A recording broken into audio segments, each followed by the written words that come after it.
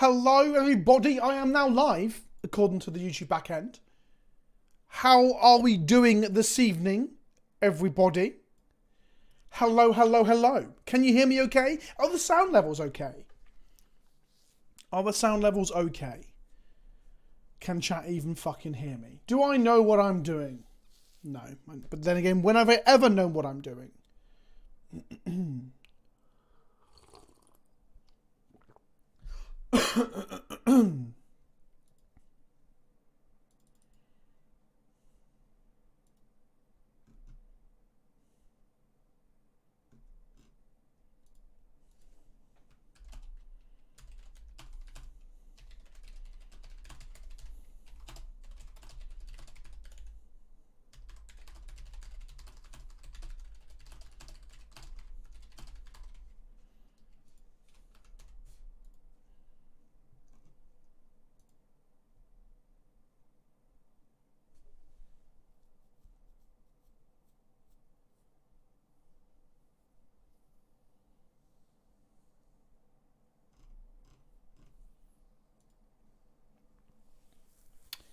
Some people are really fucking dumb. So everybody, how are you all doing? We are live. I'm currently reading people just absolutely misconstruing things I've said on Twitter as usual. It's fucking hard. Sometimes I wonder why I even bother. Hello everybody. Hello Redman MIC. Hello Ben J. Hello Duality of. Hello Conta Pro 90. Is that 90 of you? That's a lot of Contra Pros. Hello Polyowl. Hello Cholan67. Hello TG Archangel. Are you a comment to Tier 1 Con? Am I coming to Tier 1 Con next year? Is Tier 1 Con the CDH one in, I want to say Switzerland? Then maybe, depending on when it is. I'm currently at the moment trying to decide how much traveling I want to do in the next couple of months. I just cancelled a trip to, that's not really hidden. Our car market want to do some more videos out in Germany. I just have to cancel. I say yes to things too much and then end up with loads of shit on my plate, like I've got at the moment. Very stressed about what I can get done in the next couple of days. Hello, Michael Mionic. Hello, Yukishi. Just time to celebrate, I guess so. Hello, 62 Chippo. Hello, Bobby O. MVP, there. Let's talk about the ban restriction announcement shortly. I've done a video about it, but I'm going to talk about it one more time as well.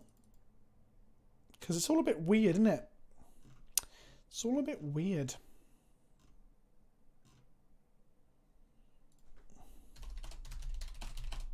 Let me get it up on screen for you all.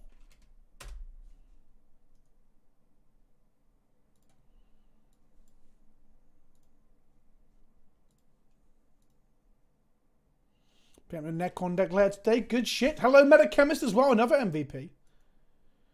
Bobby O'Mara, how are you doing? How are you doing? I feel like I haven't spoken to anyone on the Discord and stuff for like days. And it has been literally just days. Basically, I've been away on a bachelor party, a stag do as we call it, in the UK. And it was pretty heavy. I think that's maybe why perhaps, I feel like I'm very stressed and down today. And I think it's because of alcohol. I've said this before, I had none of the enzyme drink. I had no, I'm actually fucking blank on the product name. The stuff that sponsored me a month or so ago, which really helped. I went out on a few nights out and had it the next day, and I just felt a lot better. Didn't have any of it this time. Fucking hell, Meta, you bought some. What the fuck was it called? Why am I blanking so badly? Either way, I didn't have the enzyme drink that I did in a sponsored spot for last month. Had none of it, and I just had a really bad gut yesterday. I was feeling quite sick. And then today I felt like shit. Not physically as such, although I feel a little bit run down. I want my fucking home. I'm achy as shit. We did Zorb football and dodgeball, dancing. All this hard life. But it really, I think drinking takes a toll on my mental health. I've said this before and I'll say it again. Zbiotic, thank you, Meta. Fucking hell, that was on the tip of my fucking tongue. Hey Vince, I was wondering if you're still doing Commander streams. I hardly ever have streamed Commander. I probably will, I don't know. I want to do some more Commander gameplay. I want to do EDH and chill again. I actually reached out to a lot of people, and then not many of them were able to in the next couple of weeks, and that really put a dampener on me getting that done. And then as far as streaming is concerned, I don't even know what the fuck I'm doing with streaming. I like going live and chatting to people, and I do like playing Magic. I played some Magic this morning, weirdly. I had to finish the league that I started this morning, playing Yorion D&T as practice for Axion, but that's now banned. And also, Because I feel like I'm traveling so much and away so much, not just for work stuff, but also personal stuff. I might just sack off going to Axion in Birmingham for the Brits that are amongst us. I'm just not sure if I want to go. Sounds bad. I think I might be suffering a small amount of burnout on Magic in general. I don't know if I want to go all that way just to play Commander all weekend. I do want to see people and meet people, but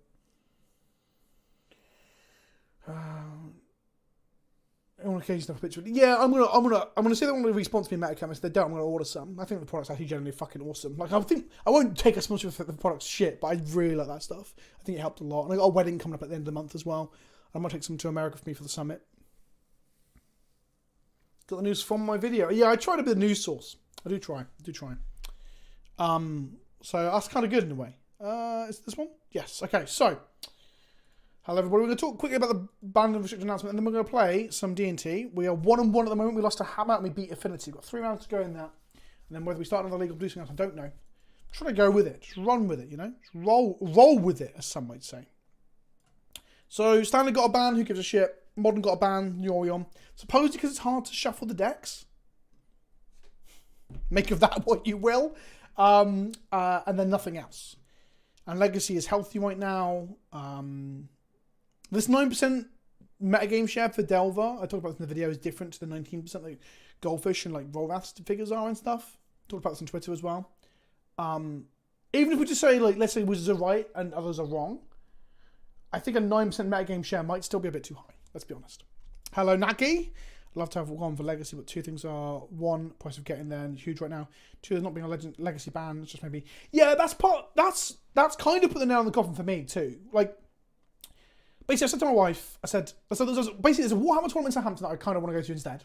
If I'm completely honest about it, I'd rather, which is wild because Warhammer is very badly balanced, but I'd rather make a bet of Warhammer right now than say Legacy. And then no ban in Legacy. I'm just like, what the fuck? So, I'm itching. Commander is like my outlet for Magic right now. I really just enjoy just jamming games of Commander because nothing matters and it's just fun, right? So I'm sleeving up the precons tomorrow. Got all 4 of them. And I'm also building Bellacore out tomorrow as well, real quickly, just slamming some demon cards together. Taking one to a friend's house tomorrow night and playing some Commander. But yeah, and when I go to Utah, I can play a bit of Legacy, I guess, maybe. I might not even bother now. Play some Commander. Yeah, this is the thing, Dr. Gilgood. It's very strange to say that people can't shuffle 8 card decks when 100 cards are normal. Part of me wants the entire Magic community should now just try and play Battle of Wits constantly. I agree on a budget and everyone's just on Battle of Wits. A Battle of Wits band, that'd be pretty funny. I reckon something I referenced in the video and talked about on Twitter a little bit today is that maybe they care about the cost of decks in Modern, but they can't say that because they can't say that they acknowledge the secondary market.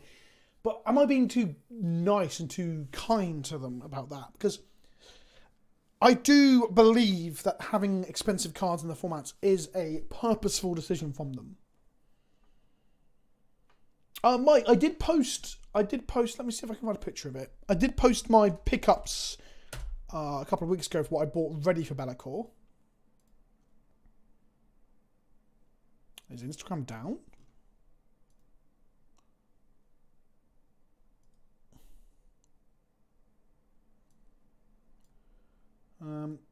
So I have got this, Mikey. Okay, some of this is in French. That's not helpful. 1 second. Let me get an actual deck list. I think I put a deck list too. Or I put some cards together. I haven't got like a set list as such. Demon Daddy. There we go.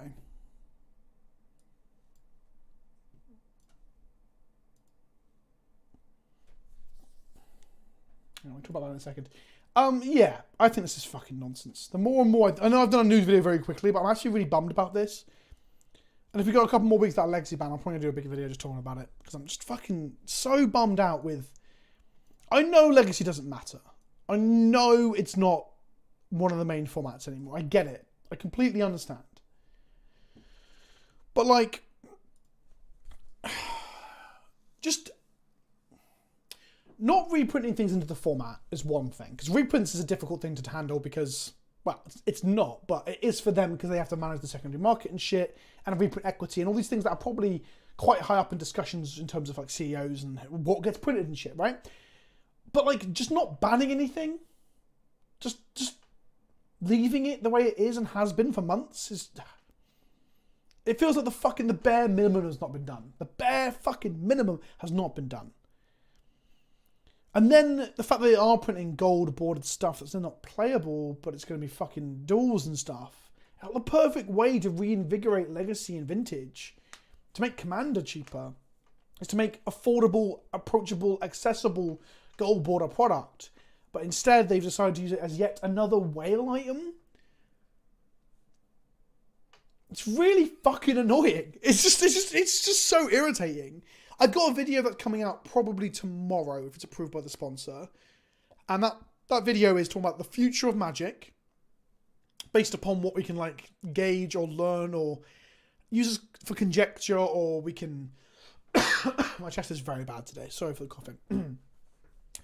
That we can get from the 30th anniversary thing. And the video is quite downbeat, if I'm honest. You might be able to tell from my demeanour and energy there. I've been editing it. And I left it over the weekend. I didn't want to release it on Friday because I thought I was being a right sour cunt. And I was like, you know what? It's on Thursday I was editing it, and I was like, leave it. Just wait until Monday. And I've watched it now, and I'm like, maybe I'm being too nice. I'm not joking. That's how it's come out. I thought I was being a prick. Maybe I'm being too nice. I like Yorion as a card. I don't like Companion full stop. Like, this is the funny thing. I genuinely believe, like, the Warhammer Precon stuff has been great. The majority of Secret Lairs have been great. Like, the standard sets, I can't really comment on Army United because, like, my focus and attention has been on other things all through its preview season, apart from the very beginning. I was looking at the very beginning. I was excited for it. I was more excited than I thought I was going to be because of all the Ajani reveals and stuff. When they've revealed the Fractionalized Ajani and the Fractionalized Weatherlight and stuff, I was like, this is fucking sick. And I was just distracted by everything else. And now it feels like Dominaria United hasn't even come out. I called it Brothers War on Twitter today. So there was loads of stuff that I think is really cool, but there's also a lot of shit as well. It's a real fucking sandwich, if you will. Sheldon telling Commander players look at the back when talking about the new cards being Commander legal by definition because they're not gold in the front made me really salty for some reason. I can see why, if I'm honest. I was tweeting a lot about this, and this is in my video that's coming out probably tomorrow. I'm quite frustrated by the fact that gold border still isn't legal in Commander is kind of dumb. It's so fucking stupid. But long story short, the point I make is that they're so in the pocket of and attached to Wizards that even if they were pro-proxy, which I'm pretty sure... Oh, I don't know. I can't put words in their mouth. They can't be. They can't say it. Because one of the 4RC members is like head of like... Scott Larraby's head of like esports or something, right? I can't remember the job title. I like the guy. I like all these people, by the way. I'm not bad-mouthing them because I think they're bad people or anything like that. I think Scott is a really nice guy. I really like Sheldon. I think he's a good man. But they have to toe some sort of weird corporate line where they can't be into proxies. Maybe they're not. Maybe they're legitimately not, some of them. But some of them probably are. And there's nothing else they can do about it. What can they do? Go pro-proxy and then like fight Wizards over it? No, it's not an option. I wish we had a singleton format to play. I wish, what I mean is like in matchmaking. I wish Gladiator was on Arena or Canlander was on Modo. I think those things would really invigorate me about 1v1 Magic again.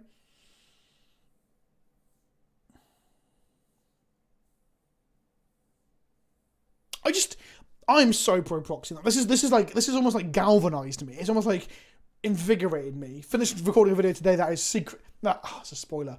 There's a video coming out that is not framed as being like a video even about proxies. And then you get into it and I'm just like riffing on proxies. So just shut the fuck up and write on a swamp. For God's sake, shut the fuck up and write on a forest. Like, who fucking cares? It bugs me when I play my Cradle and people groan because they can't afford the cards. Like, that bugs the shit out of me. Magic is at its best when it's high-powered. Magic is at its best when it's high-powered. I think everyone should get to play that. It shouldn't be a fucking privilege deserved to the people who can afford the cards at some point in their lives because they had disposable income, a good job, or they just were there when they were cheap. That's not fair. That's not... It's not even about fairness, is it? It's not just playing a fucking game. Exactly. Printer should go burr. Just get a Sharpie. Mom, do we have proxies? It's not players, my friend. It's Watsy. Watsy like we have proxies at home. It's like $1,000 4 booster pack thing. Fuck me.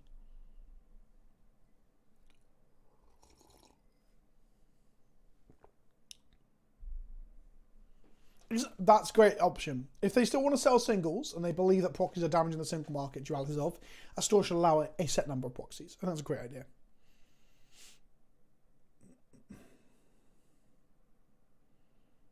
Yeah, exactly. Like, I love these collectors. Like, collector's items are cool. Like, I like having cards that are collector's items, Mike, but it's dumb if, like, other people can't play Magic because the cards are too fucking expensive.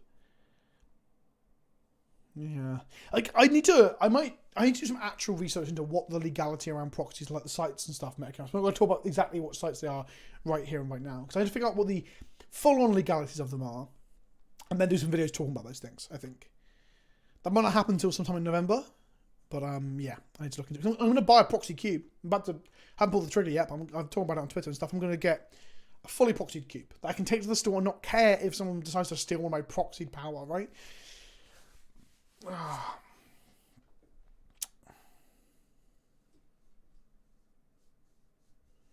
Yeah, I don't know why Pauper doesn't get the traction. Like, Prof supports it. Maybe if more creators support it. He says, having not played Pauper in like 2 years. Yeah, exactly, mate. I'll reach out to the community when that happens. I know quite a few of us on the Discord use those sites to get proxies that aren't even, like, they're not designed to be fakes, right? They're designed to be like actual alternatives.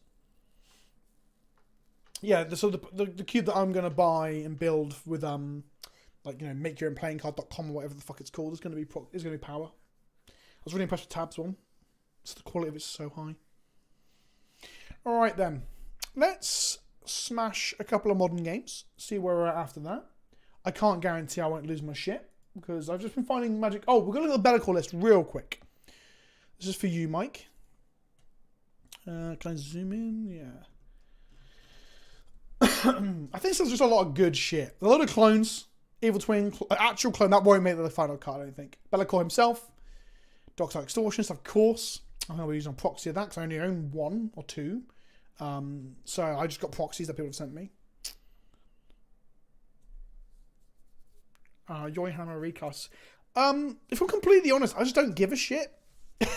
Like, if it allows other people to play on a limited budget, then I'm for it. If that makes sense, right? That's the defining trait, is that I never want people not to play a fucking game because they can't afford it, that their parents aren't rich, or that they work like a lesser paid job. Because things are already, like, the world is inherently already very unfair. The idea that it would be unfair in the hobby that you use to escape that is absurd to me. It fucks me off to no end. So, print shit, get stuff, whatever. I don't give a fuck. Like, I literally do not give a shit. Like, there's a small element of, like, I really enjoy it. And, like, both our armies look amazing. But that can happen with, like, 3D printing shit anyway. Like, I would push people not to copyright infringe. Not that I'm, like, pro keep the corporations and, like, keep those guys ticking or whatever. I mean, they make the games that I love, so that does help. But I just think that there are alternatives, right? The alternative artist proxies, the incredible sculpts and prints that you can see online. Yeah. Just finished Pauper Tortex, and it's really fun. I need to play some Pauper. I think that might be a way to me, again, another way for me to reinvigorate myself about 1v1 Magic. We'll see you at the summit. Wahahaha. Okay. Don't know what the second bit was about. Ominous, some might say, but yes, I'm going to be at the summit. It's why, so recently, a Tory minister in an interview with a British news pundit, we're getting political now, said that, yes, there's a cost of living crisis, essentially. He didn't say those words, but it was basically, yeah, there is. But this encourages people to get a better paid job, so earn more. And it's like, shut the fuck up, you cunt. It's just not that simple. And B, and I mean, I'm probably preaching to the converted here, because you're here watching one of my streams, so I'm pretty sure I've scared off all the people that aren't like this. But there are so many jobs that are important to our society that don't pay more and will never pay more, right? Like, just general food service workers, right? You want to go to a coffee shop or a restaurant to get the food or the coffee you want. And in England, we don't tip enough as it. We don't have a tipping culture like we do in America. What are you suggesting? They all quit those jobs and go for better paid jobs? Or is this Tory cunt suggesting that people should be paid more for their labour? Because I don't think he's saying that. Anyway. Dockside is not a demon, no. But he allows you to cast more demons. Graveshifter is a demon. Demon Gravedigger. Let's fucking go. Meant to order one of these, forgot to. Hidetsugu Devouring Chaos. The 4/4 Demon Ogre. Sacrifice creature describe to and red and 2 tap it, exile top card of your library. You may play cards this play card this turn while you exile a non-land card this way. Hidetsugu Demon does damage to people. Equals its mana value. It's good shit. Sakashima's also a demon sometimes. Sakashima's also a demon sometimes. Solemn is a solemn. Sparkle was another clone. A lot of clones. Don't even know why I settled on clones. I think originally I was thinking of putting Karuga in the companion slot, but I moved away from that. Baylor is the 5 mana 5/5 demon from... Fuck, what set was that? Commander Baldur's Gate? Yeah. Flying, whenever it attacks or dies, choose one or more. Each mode must target a different player. Target opponent draws 3 cards, then discards 3 cards at random. Target opponent sacrifices a non-token creature, artifact, or Baylor deals damage to target opponent equal to the number of cards in their hand. A lot of damage direction from demons. More than I thought, actually. I'm reading some of this. Blood Gift Demon, classic. It's a Phyrexian arena on a demon, but you can actually target people with it. Body Double, another clone. Do love a good clone. Priest of the Bloodright.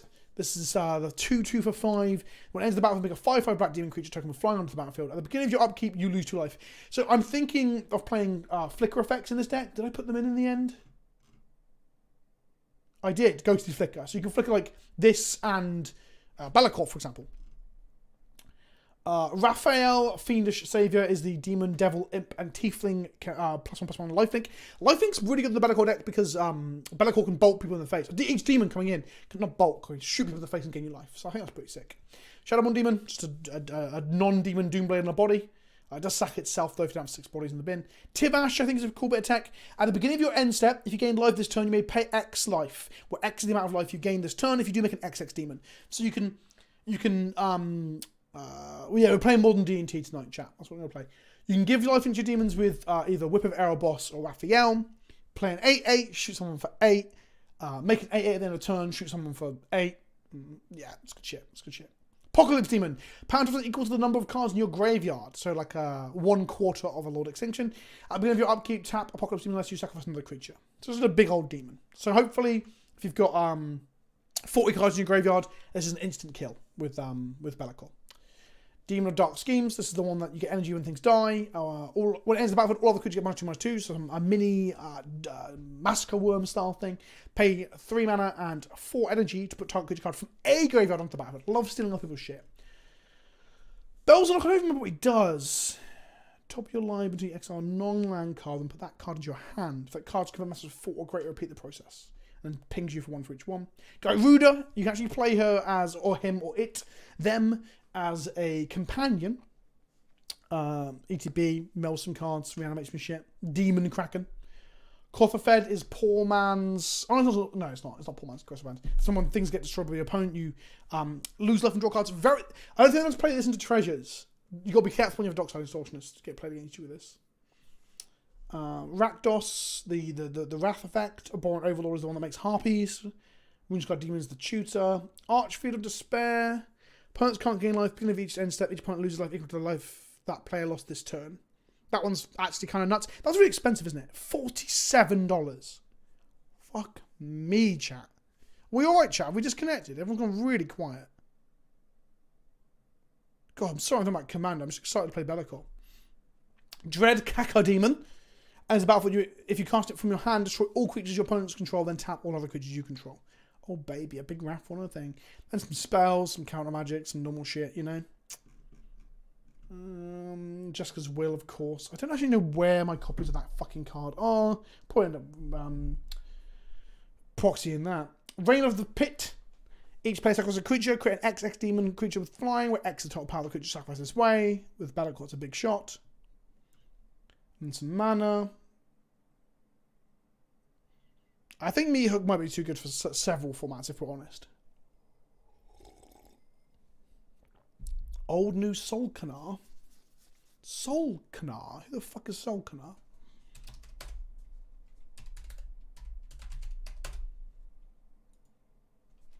Oh, Elemental Demon Grixis. Oh, this is Dominaria United. I haven't added any Dominaria United cards to this deck yet. It's not on the modal one. Choose one that hasn't been chosen so far. Draw a card, lose 2 life and gain 2 life. Each opponent does. Deals 3 damage up to 1 target creature or player. Exile Solkanar, then return it to the battlefield under an opponent's control. I'm pretty sure. Did anyone see me open the Dominaria United Collector Booster? Did I open a Solkanar? Is any super fans here? Remember that? Solkanar.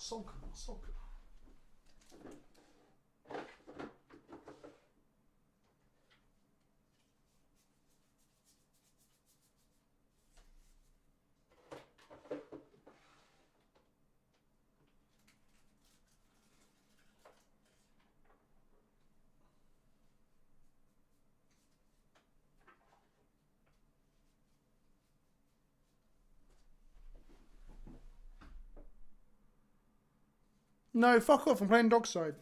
Powerful magic is good magic.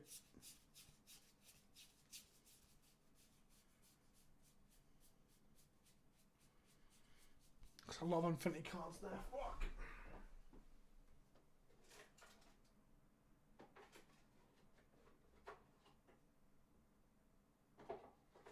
Okay, it's not in that drawer, chat. It's not in that drawer.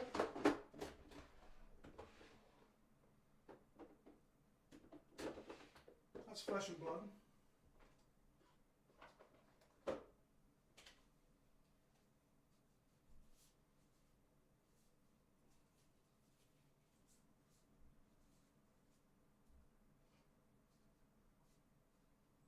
I could have sworn I opened one. The fuck would it have gone?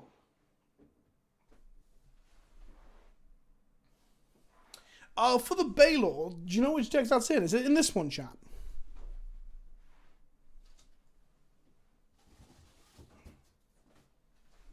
Is it in the Furcrag one? Is it in this one?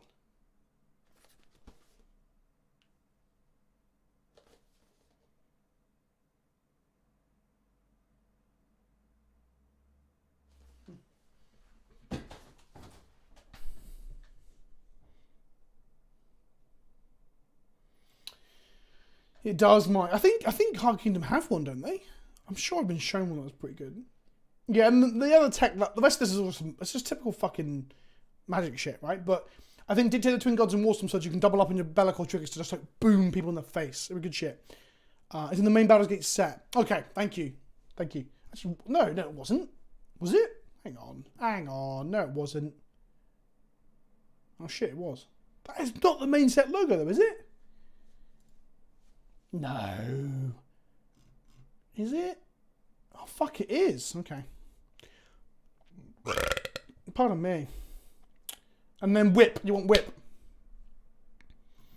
Oh god, I fucking love Bellicor. What a fucking chungus. Right, we're currently 1-1. We've beat Affinity and we've lost to Hammer Time. Can we go positive with Yorion D&T for the last time? Yeah, I mean, like I said, I think I've been shown one at a store, like the main hub for like maybe Card Kingdom perhaps may have showed it to me. I can't remember, it's been a fucking while. So I'm talking like actual proper big money. Proper big money. I'm going to turn this light that's to my left down. It is blinding me. There we go.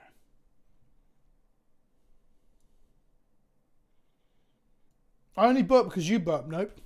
We're joined. We're joined at the cock. If you have a cock. I shouldn't assume. I should not assume.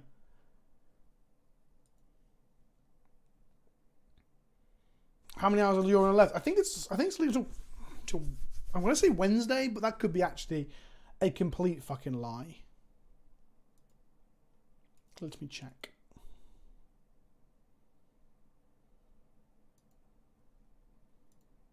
I actually don't know where the cards that I bought for Bellicor have gone.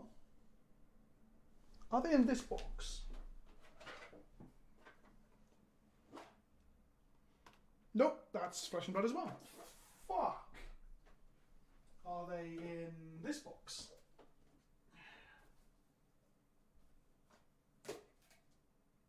Nope, that's empty. Fuck. Does anyone else ever buy themselves cards and then just lose them immediately? Yeah, me neither. Couldn't be me. Right then, chat.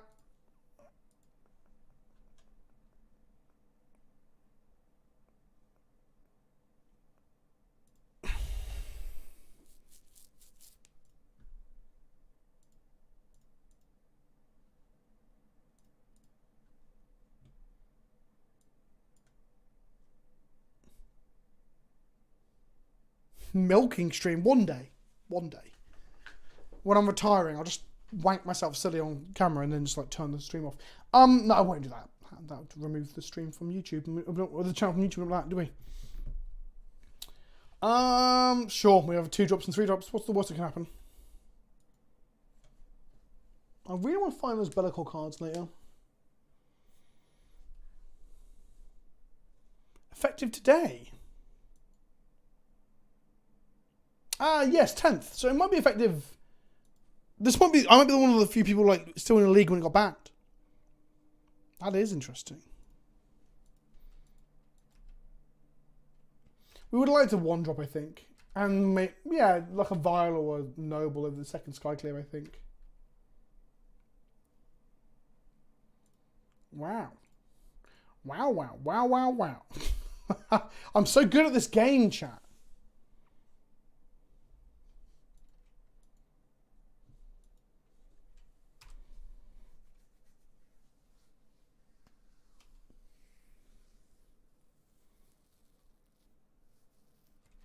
They have a Spell Pierce or a Swan Song or some shit? I doubt it, right? No one fucking plays this stuff in Modern. Stubborn Denial! So this is Death Shadow? Or is like Murktide playing this now? I'm okay with that. We traded 1 for 1. That's fine.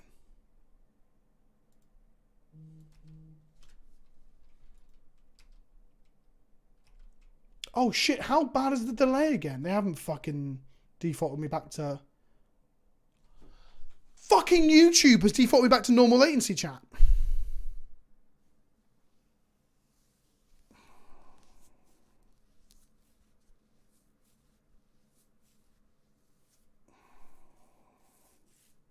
Do I restart?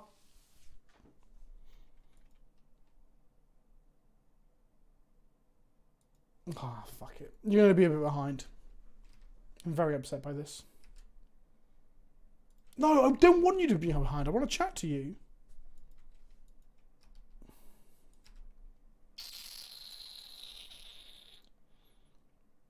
Yeah, right. Oh, fuck.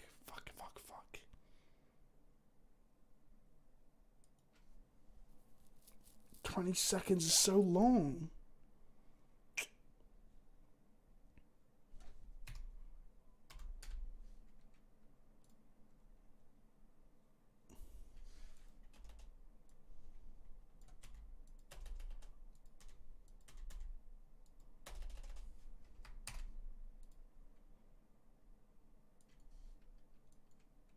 Okay, we're going to stick with it. We're just going to stick with it. God, why do I even stream? I fucking hate streaming. Does anyone tell me why I do it? I like talking to you lot. Beyond that, fuck it. Okay, the F6 does. They ain't got shit. They un-F6. Fuck. Yeah, if you restart the old link breaks, it creates 2 different VODs. It's absolutely a fucking mess to restart on YouTube, and I hate it. That's why I didn't just snap it off. Twitch's got that going for it. Also, Twitch makes me money. This does not, it seems. If you want to become a membership, though, you can. Also, the Patreon's pretty good. But I don't want to shill. The fuck? Oh, fuck. This is Tribal Flames. It's domain.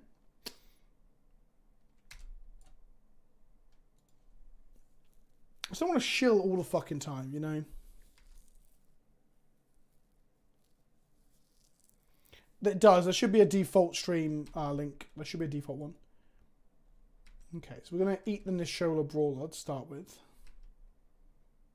Or we should eat the cattle first, I guess, maybe, arguably.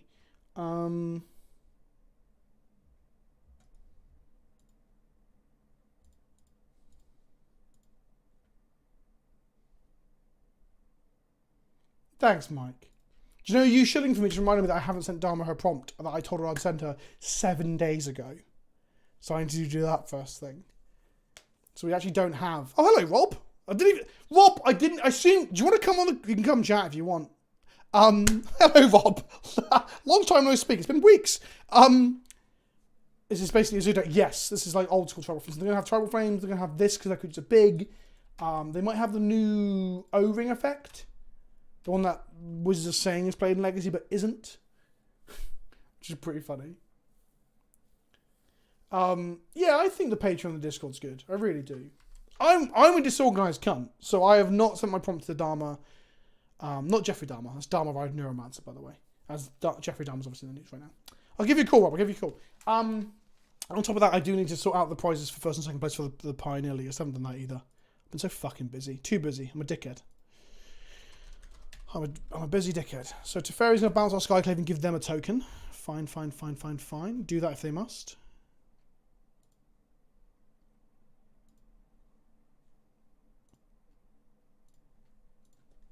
Oh, they're going to bounce the Thalia. Hello. Hello, Rob. How are you? I'm very good. Long time no speaky. Indeed. It's been a couple of weeks since I last spoke to you, I think. Yes, indeed. Are you able to share your screen on this newfangled YouTube? I am. I don't even know why I'm streaming it. We'll talk more about that in a bit. Share my screen. So chat, just you know what's just happened. They've bounced our Thalia for reasons I don't understand. Maybe because they've got the big O-ring thing. And then that allows us to exile the Wildcat now and kill the Teferis. That's nice. That's nice. Yeah, right, we're playing our last league with Yorion because it's banned now. Yeah, got banned in Modern today, and I'm both happy and fuck it, who cares? Legacy is rotting though. They haven't done anything to Legacy. So no Delver, nothing in Delver. No, they said it's only 9% of the meta game, and that's healthy. So. Oh, of course, right. Okay. Yeah, because they've said it's 9%, and Goldfish got it at 19. I've done a whole video on this today, but then the more I think about it, even if it's just 9%, if that's it might be that it's the combined total of the next 3 best decks. So at that point, maybe that's not healthy.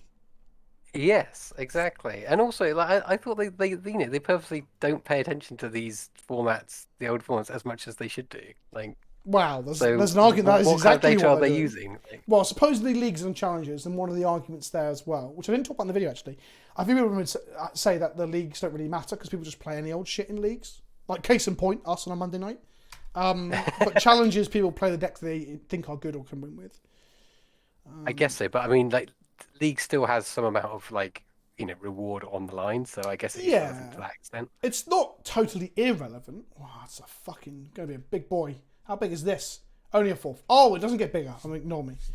It costs less. It creatures you control as vigilance if it's white, hex if it's blue, lifelink if it's black, flush if it's red, and trample if it's green. Jesus. Yep. The Sign Draco, which I've only seen as a pitchable card in what deck was it that was playing these? It's one of the Cascade decks, I think. Or was that actual Draco? I can't remember. I've never seen this cast though, as far as I can remember. So yeah, we're giving it. Oh, that was a fucking hot draw. Oh no, there's a 12 drop. It's not a 4 drop. It's only a 4 drop to them. So we can't actually. Okay, so it cares about some because that big fire is that big red spell that does damage equal to. That was it. Yeah, that's it. Oh fuck, was it called? Calibrated Blast. That's it. There we go. Thank you, chat. This does kill that though. Huh. I almost played that for my land return earlier, and I actually sequenced correctly. So it is attacking and blocking, right? Yeah. Okay. This is not suspicious at all, opponent.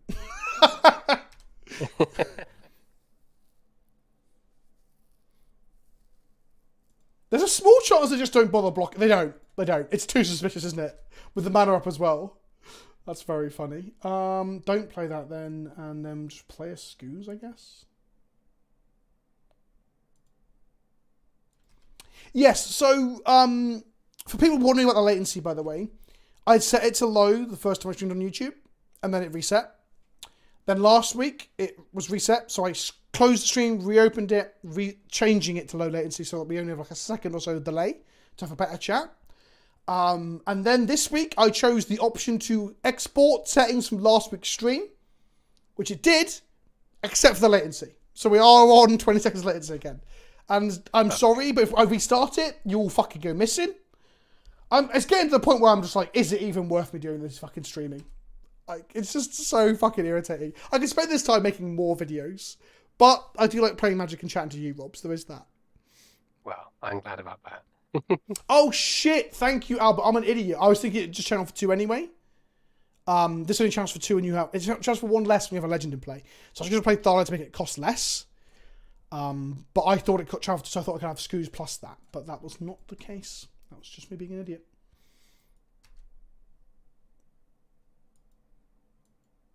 Huh. Now you've got a situation where that land just allows us to cast Solitude.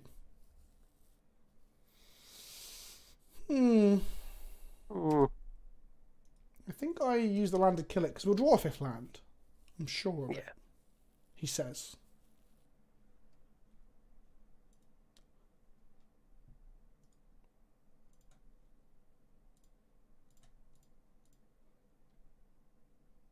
Kill this.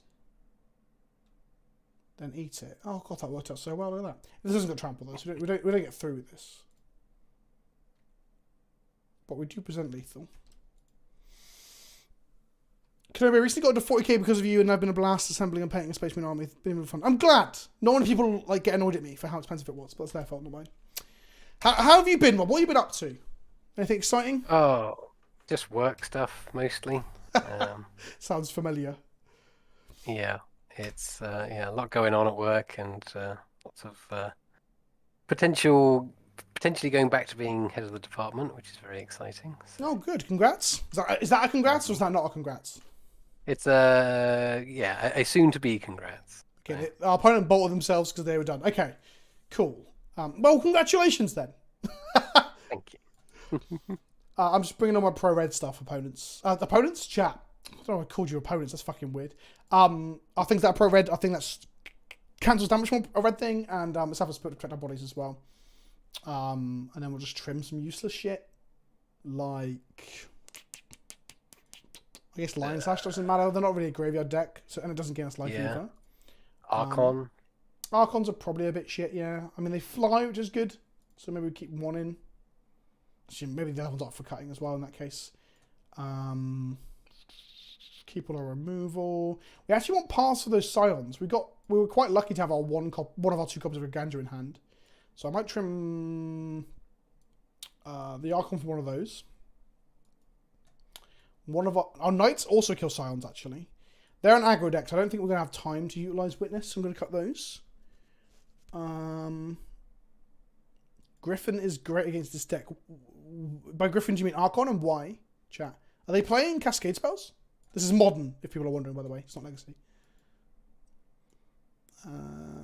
That puts us on 14, 27, plus 5, 6, 7, 8, 9, 10. Loads of company hits. Thalia makes their burn spells cost a bit more.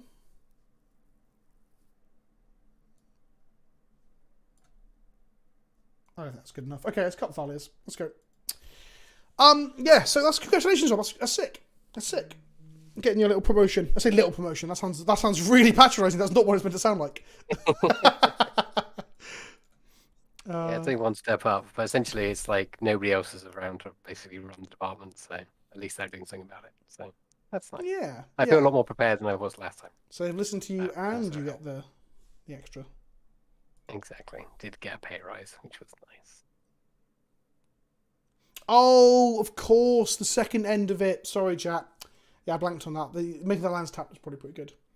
The Sanctify is just there to not die to their burn spells, but I think, yeah, the Archon's probably better.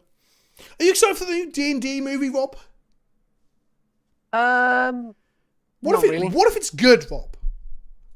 Then that will be a good thing. I would have been glad that I've gone and seen it. It'll be a good generic fantasy movie. That's the thing with D&D films, isn't it? Like, yeah, it's the most generic thing ever. Like, I can't get invested in it. Like, it's not like I love D&D and I'm glad that it's doing well, but like I'm not like committed to it as like a brand or like as a fan, you know. But what if it was like Faerun and shit?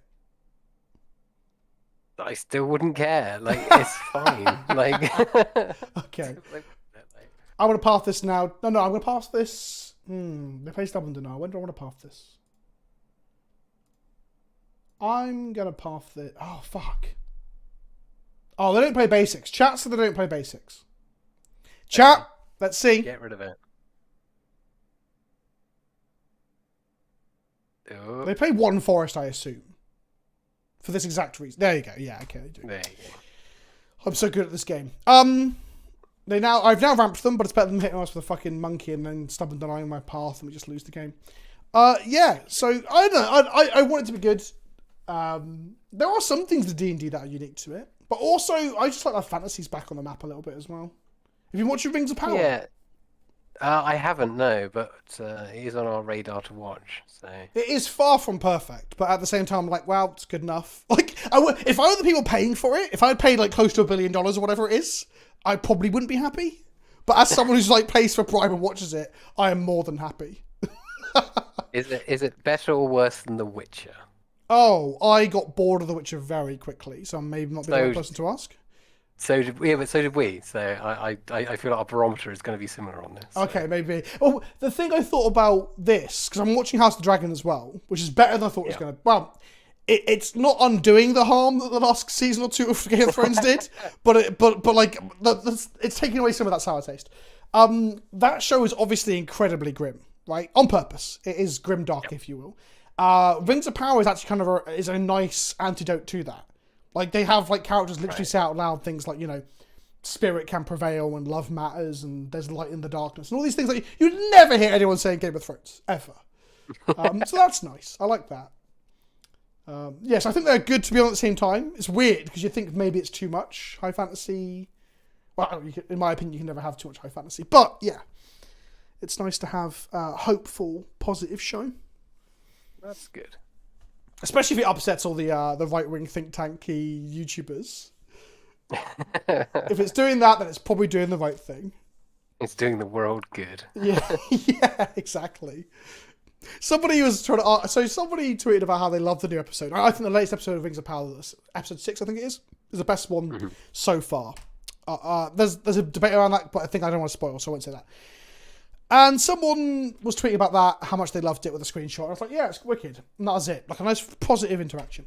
And then somebody replied to both of us saying, but how did they get the horses there? Without saying much more. And I was just like, have you ever moved horses? Are you in, like, is horses your job? And they're like, no. I'm like, well, in which case, shut the fuck up. Like, what do you fucking know? Honestly. Magic. Yeah, that's the other option, right?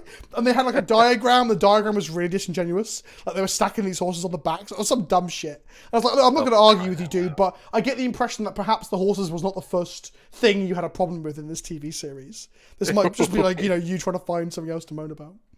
Exactly. Like I was into the high fantasy, but just the logistics of it, and it just really threw. Yeah, me. The horse logistics was what got me. Yeah. Chat, Blood Moon would be great against our opponent's deck. Unfortunately, well, we could play Magus in this deck, maybe. We're on 2 lands. We're going to make a Battle Skull. I doubt they play any sort of stifle effects. You watched Edge Runners. That's the Cyberpunk show. Is that the actual? Yeah. Have you watched it? I have not. No, seen it around. People are saying it's really good. But that's another thing where like people's goodwill had been drained a little bit, right? Same with Lord of the Rings to an extent, because people were not hot on The Hobbit, were they? Did you like them? No, the Hobbit films. Yeah, I really liked it. Really? Yeah, like mostly as like a whole fantasy romp, but like I don't know. I read The Hobbit as a child, like, or rather, my sister read it to me as a child. So it's like I've known that book for so long that anything that anybody wants to do with it, I'm not particularly married to, because it was like I was like 5 when I first interacted with that piece of content. Like, I'm totally happy with it being something else. Like, fair enough. Like, I don't hate the Hobbit films. I just think it's just that they just feel so throwaway and not exciting and not interesting compared to Lord of the Rings, I guess. And that was the problem for a lot of people, right? Yeah, and I think a lot of people got upset with it because like it's a very short children's book and they've turned it into a 3 bloody like movies. movie epic, and it just seems a lot of it seems unnecessary. Well, they add like romance arcs and all sorts of nonsense to it, don't they? Exactly, but it's like, well, we wanted to make it into 3 movies, so we've got to pad it out. So, like, if you knew that going in, it's like, what did you expect? It was going to be a lot of padding. Like, if you know, if you set your expectations right at the start, like, you're never going to be disappointed too much, right? And if anything, the only way is up. Like, if you set the bar nice and low, like, you can be pleasantly surprised. Like having like mountain goats in a battle, and a guy riding a pig into battle. Like, that's cool stuff. Like. Is that in the third one? I didn't get that far. Yeah. Did I watch the second one? I don't even know if I watched. I think the first one In the Battle of the Five Armies. I found the first one very boring. Was the problem? Like there's nothing. I don't know. And I'm partial to a good dwarf. Steph has been laughing during Rings of Power because the dwarves are great in it, and she's like, "Oh, I can see why you like dwarves in fiction now." And I'm like, "Yeah, these are some pretty good dwarves. These are some pretty good. These are some good dwarves. Yeah. I like that. There's an amazing scene with one of the dwarven princes that I love, but we can't talk about it because it's a spoiler. So. Okay. People are saying they don't think it's very epic. I don't know about that. Like, people also say it's slow, and they do a whole preamble where they set up, like, the war between the elves and Morgoth and stuff, and I'm like, you can say it's slow all you want, but the first 10 minutes of this are like the opening to the Fellowship of the Ring, where they do all the background stuff. I'm like, I don't know how you can describe that as slow. All of it. Yeah. It's not really slow if they're showing it all. I don't know. Well, yeah, exactly. And did you really want the 2,000 years of, interim between all these events of them, walking to the various battles? No, of course you didn't. Well, I find it interesting because all the preamble stuff I watched Fellowship the other night again, and I'm going to watch Two Towers and Return of the King next week, I guess, if I get time. They are a bit long. And yeah. I was like, oh, all this intro shit is actually what happens in Ring of Power, I assume. So by season 3 of it, we'll actually have the things that happen at the beginning of Lord of the Rings, but the characters looking very different and shit. And everyone's complaining about Galadriel being like a Mary Sue. And I'm like, if this was a male character, no one would care. Like, no one... She dodges like an arrow at some point and fights a frost troll kind of on her own, but not. And I'm like, if that was a male character, no one would fucking care. Like, Legolas is sliding down staircases on shields and walking on top of snow and stuff, and no one batted an eye, right? Yeah, well, I mean, walking on top of snow is an elf thing. Absolutely. He's ridiculous. But he kills the Oliphant and all that kind of stuff. Yeah. Yeah, and it's also they've already set the tone for this is the level of elf fighting that you should expect from your hero elves. Yeah. Again, it's just why are you assuming that it's going to be anything else? And she's not even over the top. Like, she feels more grounded than Legolas does. And Galadriel is I think during Rings of Power is older than Legolas is in Fellowship. And in my mind, I'm always like, these elves will be very good at fighting because they've been doing it for not only are they physically more dexterous than us, but they're in the case of Galadriel. Doing it for a long time. Yeah. That's particularly relevant with Legolas's character because of the way that the Mirkwood gets corrupted, and he's actively every day being a soldier. Whereas with other elves who are just as old, it kind of makes sense that they'd be not as good. But it's just his literal job is he's not just an elven prince. He goes out on patrol and he does that's all established. So even if you weren't that, but being older, you'd still there's still degrees of difference, right? I don't think any film or TV series fiction regarding elves, dwarves, and similar, or creatures that are older than us by a significant margin. So science fiction as well. I can't think of one that actually portrays that in a way that I find interesting or realistic. I don't think Lord of the Rings, the film or the show manages it either. I think maybe the show's doing a bit better because Galadriel does feel almost a little bit alien in how she is, but she's so much older than everyone around her, even though she doesn't look it. But I don't think that's very commonly portrayed very well. Well, it's very hard to kind of. Oh, absolutely! It's not easy to do. I was just wondering if you had an example that I can think of. Not really, no. But it's the way that to have really old characters, really really old characters, you have to kind of demonstrate their kind of perception of reality and how and they do try and do it in Lord of the Rings, where it's just these meaningless lives are so much shorter than ours, and therefore they don't matter. But none of the key elf characters actually portray any of that activity, and it's very hard to have something that is about characters who you're supposed to relate to them, but they're unrelatable. So that's why it doesn't feel like it fits, because why should the elves care about any of this shit? Because they're going to outlive all the conflict anyway. Well, they might as well actually, there's that. But you can't. There is that element towards. Is it in Two Towers when they leave? Do they leave in Two Towers when the elves actually decide to fuck off and just we're done with this? Yeah, but it's none of the elves that matter, and nothing happens as a result of them leaving. Nobody suffers. No, but what I Like, mean is that seems. I'm more thinking from a personal level, because obviously on a political level you see this anyway, where they don't really care about the lesser races and stuff, right? But I'm yeah, thinking but again, like, there's no. All they do is say that you don't see the impact of their yeah, absence as much as you don't, really feel the benefit of their presence. Except for like I guess during the Two Towers where they all turn up, but they could have been Gondor soldiers. It didn't for the fact that they were elves doesn't really materially yeah, mean anything, which is why trying to understand their long life is very difficult to characterize, right? Uh, I'm trying to think of like examples of things, but it's so hard. It's kind of like I don't know, like the like the Reapers in Mass Effect, that kind of thing, where they're like so old, they're happy to wait for 10,000 years to move the next, piece of the board along, and that kind of thing. Or yeah, like yeah. I'm yeah, I struggling to don't think of know. it. I'm trying to think of other. Struggle. If It's chat hard. can think of fiction that does this well, because Yeah. you get it with Ents and tree folk and stuff who act like, like you can see that in Lord of the Rings too, right? They're very slow to think about things, but it's played for comedy. It doesn't feel like a profoundly interesting like concept. Yeah, it doesn't have like the weight, and yeah, and it is very funny that they lost the Entwives because they wandered off and forgot where they went, and things like that. It's just like, yeah, that's cute and funny, but it doesn't have the kind of the majesty that you're kind of looking for with this like genuine alien race.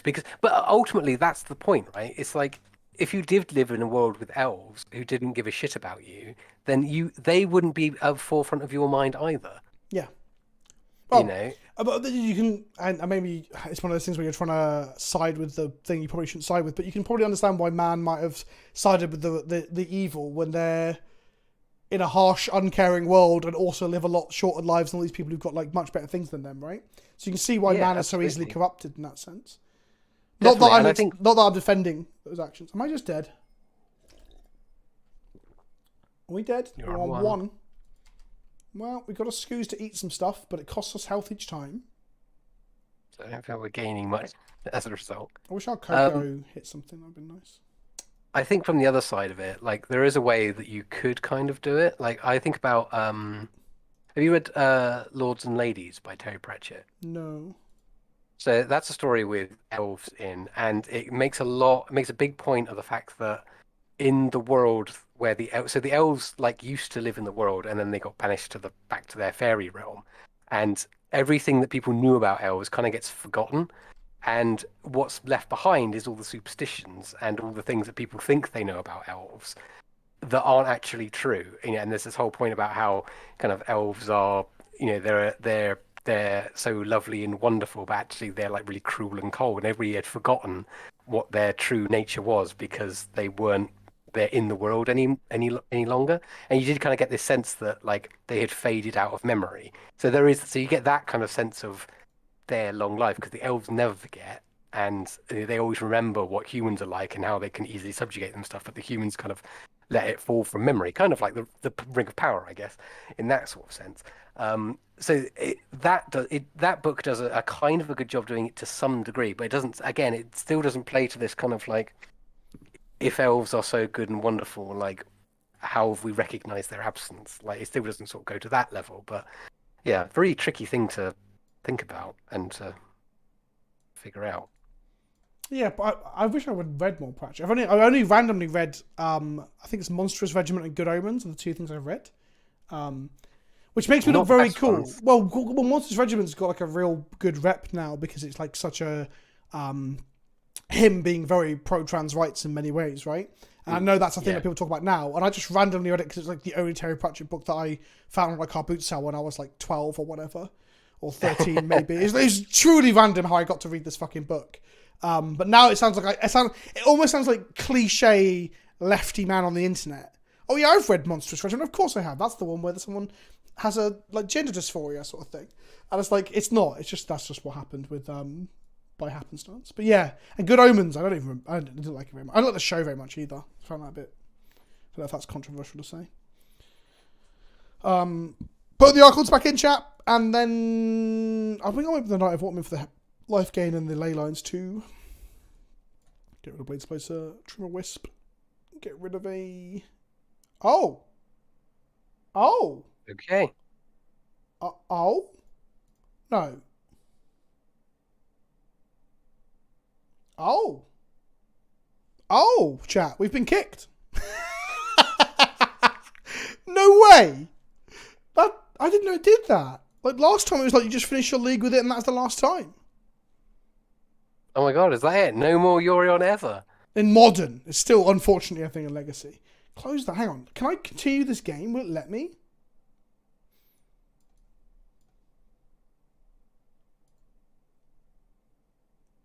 Yes. So I've been refunded. Right. What the actual fuck is going on? That's crazy. Okay, because before... Oh, I would like to play first, yes. I also feel bad for robbing this person of any entry fee now I've been refunded. So we got refunded our thing.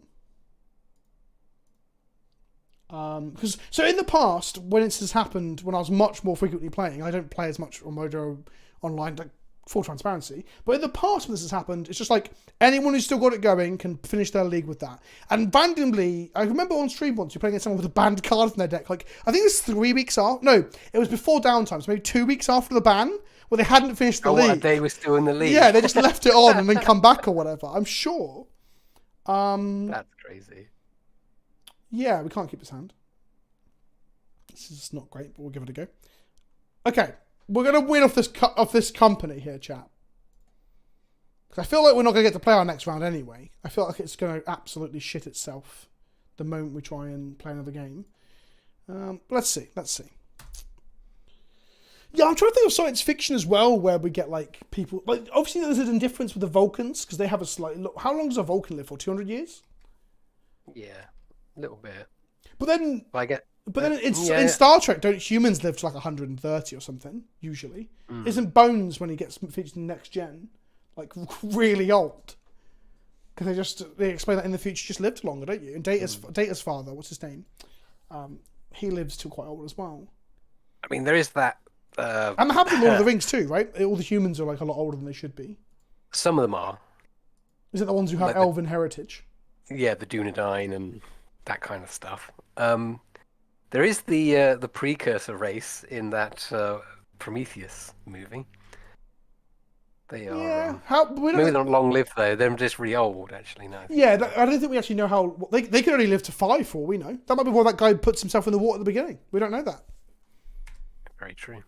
Yeah, because that's a different trope. That's a different thing. That's a race or a precursor race in this case that are like before us. That's old ones. That's almost eldritch in a way. That's like Lovecraft, old ones before our time. Technology we don't understand. That's kind of a different trope. Yeah, that makes sense.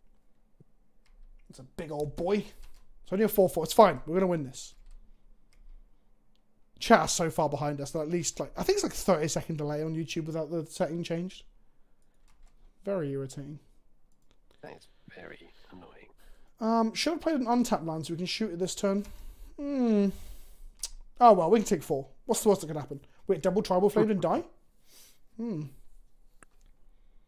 What do all the races in Mass Effect live to then? You mentioned Mass Effect earlier. So there's the Asari and they live forever. The blue women? Not forever. Yeah, they live for a very long time. They're so like obsessed with like emotional connection and stuff. They're kind of like anti-elves in that regard. Like they love the interactions with living beings, right? So they're kind of down with it. Shardfire might not be 30 seconds. It's probably around 20. I was kind of exaggerating, but it's not great. And we can change it Shardfire, but I have to restart the stream and it fucks everything. Sorry, carry on, Bob. And then the Traveller people. Traveller people? What are they called? The ones in the suits because they're like with the suits. Yeah, they're not. They're Talons. Am I pulling that out of my ass? Tali is the name of the character. I know. It's been a long time. The Krogans are children, aren't they? The Krogans are like full maturity within years because they're genetically engineered to be. The Krogans are basically Krogans grow really quickly, but they can't because of the genophage. They can't reproduce. Oh, they weren't created by the Mordians, were they? They're not Mordians. No, what are they called? Mordians. That's Morden Solus. His race, the Solarians. Solarians. That's it. So they didn't create them, but they basically neutered them, right? Yeah, essentially, yeah. because they're not. Yeah, because I always think in my head about the Jem'Hadar from Deep Space Nine, who they mature really quick too, don't they? Yes. Because that episode with the little boy and he. Wait, no, they find a baby, don't they? They find a baby in some wreckage, and then they don't realize it's a Jem'Hadar soldier until much later. And then, by like the 20-minute mark of the episode, he's like 18 and trying to kill people.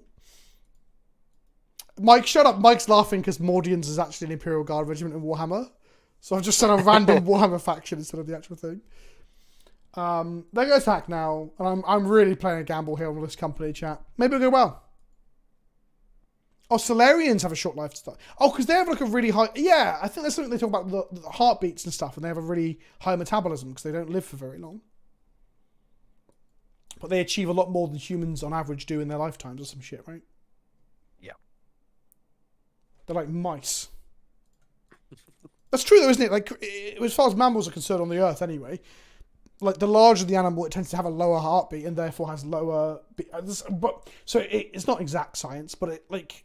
beats per lifetime between a mouse and an elephant isn't that different, because the creatures that live for shorter periods of time tend to have higher heart rates. Have you heard that before? I had not, but it makes sense. Yes. Okay, so I'm not just logic works. Make up a load of shit. We're gonna get this. We're gonna get Stoneforge, I guess. The life game from the schools would be good. They're gonna have removal here anyway, so we're really gambling that we've got this and they've got nothing, which is unlikely. Stoneforge is going to go and get a Battle Skull. This is going to eat the Territorial Cavu, so we're going to take 4. Ganjo can kill the 4/4 next turn, whilst simultaneously beginning to make a Battle Skull if they don't kill our stuff. I'm getting Battle Skull because of wanting to stabilise. Yes. I think there's anything in 40k that lives for short periods. Everything's like... lives for long periods of time. I think it's a way of evoking a feeling of epicness that everyone's just alive all like forever. I think maybe the average human might live for like 100 years, maybe. Because again, the idea is that but the idea that we live for longer and longer is to have better and better living conditions, right? Which makes sense in Star Trek, but in the dystopian grimdark future of 40k, people should be living to 20, right? Yes. Actually, I think it's only rich people that live for a long time. I think the average hive dweller, like the life expectancy is like 30. I think. Oh, Tau, you're right, Sharfire. The Tau. So Rob, in the original lore for Tau, it's different now, I think. But it used to be that they'd set out from one planet to the next, and by the time they arrived for the next battle, they had no access to warp space. So like generations would pass. Like the Tau people would never see one battle to the next in terms of like what the Space Marines or anyone else would see, because everyone else is using the warp and jump all over the place. The Tau would have to travel over time. I don't think that's the case anymore, because it doesn't actually... I'm running out of time here. I don't think it fits in with how, like, characters need to know each other and shit. Like, it's just a like, really hey, bad... who are you, Tau person? Yeah, it's a really bad storytelling device. Anyway, let's try and win in 4 minutes 20. No attacks. No, Space Marines, I think, are immortal as long as they aren't killed, Sean Cronin. Like, they can live, in theory, forever. So that's like that's not a known technology. It's a lost technology, but most of them will die because the wars are a little bit mad, aren't they?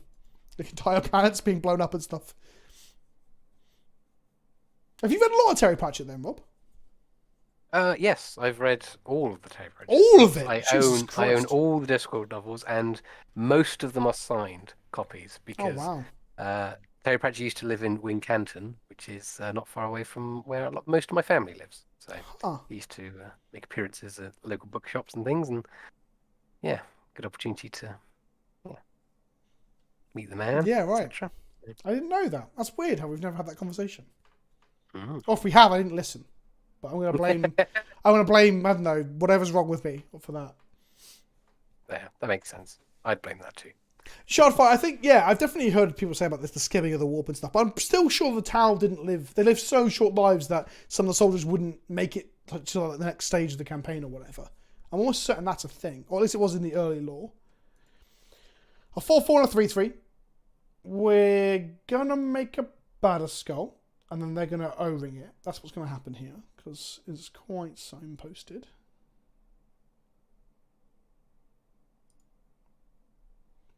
Someone's asking in chat how you feel about Good Omens. I read it when I was like a kid and didn't find it very interesting, but maybe I didn't get it. Yeah, I enjoyed it. I liked the radio play version of it, and the TV show version of it is basically that. So yeah, I like it a lot. And yeah, big fan of old Michael Sheen and David Tennant. So good combo. Oh, this flies. This has trample right now. Fuck. I should have waited a turn because then I should have fired this off. Chat, I've punted because we're talking about loads of random shit, right? What I should have done was fire this off and kill this for 3 mana. Next turn, I'll have the mana to make the Battle Skull and return it to hand if they have a Leyline's Binding. And then we took 4 less damage and we've still got a Battle Skull. Instead, I fucked it. So now we really need a Night of Autumn.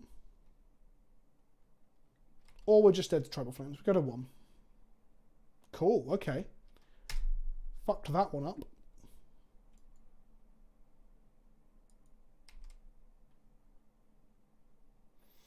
Beautiful. Ah, wow. I guess. I mean, we can take them off. Block, kill a thing. Well, this has flying, so we're fucked. But if we didn't have flying... Oh no, we have a reach. We have a reach blocker. But we're on 1, so even taking them off tribal shit doesn't really do anything. Mm.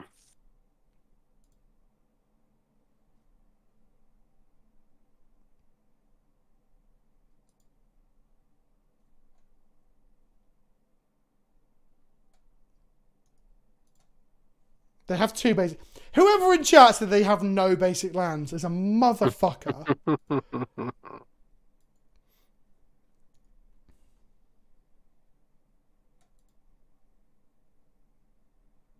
Yeah, we misplayed game 3 horribly. Okay.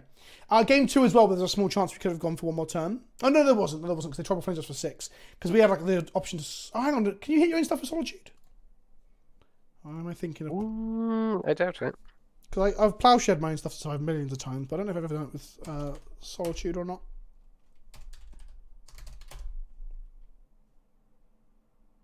No, it is up to 1 target. So we could have Solitude our own thing last game to gain a few points of life. They're double Tribal Flames. We just died. We can't click continue, so that is it, chat. That is it. We'll never know if we could have gone 3-2 with our last time. We went 1-2 in the end, and then got our points back. That's it. Deck's illegal now. Hell, we didn't even register that loss, so actually we win 50%. GG. Well done, Deck. Deck contains banned cards. There you go. It's gone. Fuck it. Well, how do I feel about no legacy changes? Pretty fucking annoyed, Silence, if I'm honest. I've been banging that drum for a while now. Ah, fucking Delver. What a load of shit. Is there going to be a season 2 of Good Omens? Is that based on anything? It's coming soon. I've no idea. I didn't watch the TV show version. Of the Good Omens. Oh, you haven't watched it? No, I haven't. No, but it looks good. I thought that'd be right up your street. Yeah, I just ain't got time to watch all the telly. That's the trouble. So much telly to watch. I know. Not time to watch it. I know. So I was saying I'm going to rewatch the other 2 Lord of the Rings. Like, I don't know where the fuck I'm going to get around to doing that. Fucking hell. Well, that was that, chat. I'm going to play the Spire for a little bit. Because I'd much rather play that than Legacy right now. Have you played with the new Warhammer decks at all yet? They came out on Friday, Rob. It's now Monday. No, sadly not. Unfinity? No. No. The Warhammer decks are sick. I don't think I'll ever get to play on Infinity because by the time I get round to it, it'll be something else. Something else will be on, you know? Yep. Time for other things. Yeah, it's kind of crazy. Although, if you do want to play the Warhammer Precons, I'm going to have all 4 of them sleeved up fully. So, forever. Well, I say forever. For the foreseeable future. That's a little battle box. I'm also gonna buy a cube, Rob. I'm gonna proxy an entire cube. You've been saying that for so long. No, but I'm gonna proxy the entire cube. I don't even have to put the effort in to get the cards together and put them together. It's like £160. You pay this website and they just send you all the cards. Proxied. Oh, that's cool. Yeah, you have to choose. So they won't let you do the exact card copies because that would be literal fakes. So they force you to put a different card back on, and they also force you to pick a non-official front, as it were. But there's a whole website that helps you manage it. Because basically the website is designed just to make your own playing cards. Is the actual purpose of it. But people make cubes with it. And my logic is that means I can take it to the shop and not have cards stolen by randomers who want to steal my power and stuff, you know? Yes, that makes a lot of sense. Yeah, so I'm quite up for that. Well, have you ever played Slay the Spire? I have. Okay, you're aware of it. Cool. You gave a very high recommendation, but I've not been able to really stick with it. So Have you not I've enjoyed been it? Intrigued. Interesting. I've been intrigued to get a few tips. Okay, From you well, as you I'm not necessarily through it. good, but let's see how it goes. Chat, please tell me if the sounds on this are too loud. I know, like, most of you are going to disappear now, because if I'm playing something that isn't magic, you're not really interested. But, tell me if it's too loud. We'll do, so, standard, so I'm on PC, so I haven't done any of the Ascension. We haven't finished it with this. Let's try and do an Ascension, then. So, Ascension is like the New Game Plus. Let's do the Robot. Robot Storm, right? Yeah, kind of. The Rogue can do Storm too, although I started watching a bit of Slay the Spire content, and a lot of the actual players think that the Rogue Storm build is bad. Like, it's explicitly bad. I'm like, it's the only way I can win with them. But there you go. Okay. Can't hear much. That's fine. The sound isn't really important, as long as it's not drowning me and Rob out. Put it up, but I'll put the music up a little bit. Much louder than the game. Cool.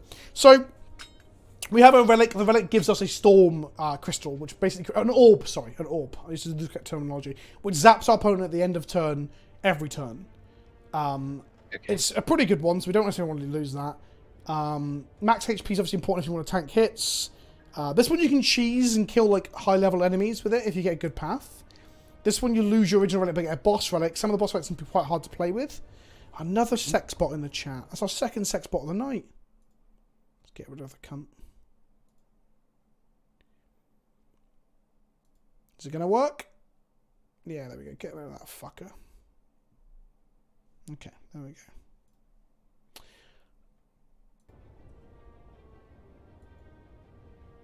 Right, cool. Yeah, so we're going to try and cheese it. Let's do that. Okay. So what we want to do is get one of these elites, because they give us relics. So if we can go 3 battles before getting to one of those. So 1, 2... No more than 2. No. No. Yes. No. Nah, Wait, no more than 2? Well, Yeah. the question marks, are they combat? They can be. They might be. So this one's 1 fight here, 1 fight here, there's a fight here. So we can't do it. Never mind. Unless we get lucky with our question mark. We also should have checked it, because I think you can check the map before we start that. No, because there's fight here, fight here, fight here. Fight here, fight here, fight here, so we can't do it. Oh, it starts with a fight, right? Sorry. Well, let's just do the early parts easy. So these are all got 1 HP to start with because of our starting thing. So that's nice and easy. Get some gold, get a smoke bomb, which allows us to run from a fight, and then we get a card. And I like... There's a build you can do with this guy where you get loads of spells that cost 0 and you actually storm off. Okay. So, Streamline. 15 damage, reduces card cost by 1, get it down to 0, and you can have things that put cards that cost 0 from your graveyard back in your hand, or draw 5 cards to keep only 0 costs, and stuff like that. Or draw 3, sorry. Right. So that's what I'm going to try and force, perhaps. The website for the proxy cube, I'm not going to say right now, Lord, because I need to look into the exact legality of it all before I start promoting this thing. But if it's legal, which I think it pretty much is, so I was talking to some like other creators about this, I'd probably do a video where I talk about it. But I've got to basically cover my back, their back, other creators' backs, check with cool stuff. I've got to do a lot of checking about stuff before I do that, Lords. We want some gold. So, yeah, take some damage. For 11 health? Yeah, because you can heal 25% health at each of these fires. And if we're good, we should take no damage, right? Because we're good at the game. Just believe. You're going to get... What I often do, Rob, is I take a load of damage, thinking I'm going to be fine in those like outside encounters, and then have 1 bad fight and die. So, so we'll see. Drawing cards is good. We'll take the card that says draw a card on it. Drawing cards is never bad. But we're now done all our 3 easy modes that we got from that starting thing. There you go. Deal 5 damage if you have played less than 3 cards this turn, draw a card. It's a free spell, mate. Sure is. Smelt's pretty good as well, but we'll come back to that later. Right. Okay. We want to remove shit cards from our deck. Like in Magic, you don't want bad cards in your deck, right? So we're going to lose 7 health. And we're just going to remove a card that we don't care about. None of our cards are shit, but just doing 6 damage is not the best. It's just a very mediocre card. So we're just going to get rid of that one card. And ideally, we can get rid of all of our strikes. So you want to build a deck that is very synergistic, is that yeah, you want card quality. One of the best ways to play the game is to get down to like 5 cards in your deck, and they're all just the best cards you can get. Like it's like right, like like the Kingdom Hearts game. I say yep. I haven't played it. The Game Boy one, where you have to build a deck. Anyone in chat know what this is called? Because Rob obviously doesn't. But Kingdom Hearts Chain of Memories. Chain of Memories. Okay. There's if you play as I think play as Riku, you can get like basically your deck is very much like streamlined to only do certain things. Yes, and that's how you're meant to play this. But I'm a sucker for like having access to lots of different things, which I shouldn't do. Hello, Dave in chat. You know Dave, Rob. Dave from my wedding. Hi, Dave. And he's saying Secret Layers have gone crazy. I don't recognise any of these Magic cards. That's your fault, Dave. He's actually talking about Slate. You've been out of the loop. So this is our first proper encounter we're playing against elites. Elites are basically supposedly the easier encounters in the game because they all have a set pattern that they never deviate from. But they also have higher stats and higher damage and stuff usually. These things have Artifact, which is a thing where you can't debuff them once. You've got to like get rid of that bubble shield almost. And how this goes is this one will go it'll strike for 9 in the middle. Then that one will go to this mode, and the other 2 will go for 9 each. And then each time it does this, it's just a special thing. In this case, we know, because this elite always does this, it puts 2 unusable cards in your deck. So you start to draw a lot of unusable guff. And then... Right, so yes, I remember this. Yes, so we can get hit for 9, and then 18, then 9, then 18, and on and on and on. So, we're going to hit them for 3 and draw a card. I'm going to try and kill one of the outer ones first. I'm not sure if that's the conventional logic. And then we're going to try and block this damage. We're going to try to take 0 damage this fight if we can. So this one draws a card and makes a Frost Orb. The Frost Orb gives us 2 block at the end of turn. So we're currently taking 7.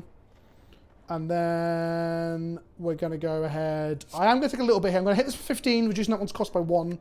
End of turn. We can take 9 here, but we need to block all of the 18 next time. Which we're not going to be able to do because I've drawn no defense. Okay, so... the lightning orbs damage at the end of turn. This is like our storm thing. We can block 5, so we get to take a fucking load of damage like some idiot. We risked it, and it was done. And the 3 damages, unfortunately, are randomized. But the idea is you get enough of them. The random doesn't really matter because you kill everything, right? Strike, get some armor. This will do 8 damage twice. Is it randomized on the evoke? It is. Let's take the rest. See if we kill it. No, we hit it once. Yeah. Get 7 armor, take 2. And now we can kill this, so we've got 9 coming in. Right, so they've got 9 coming in.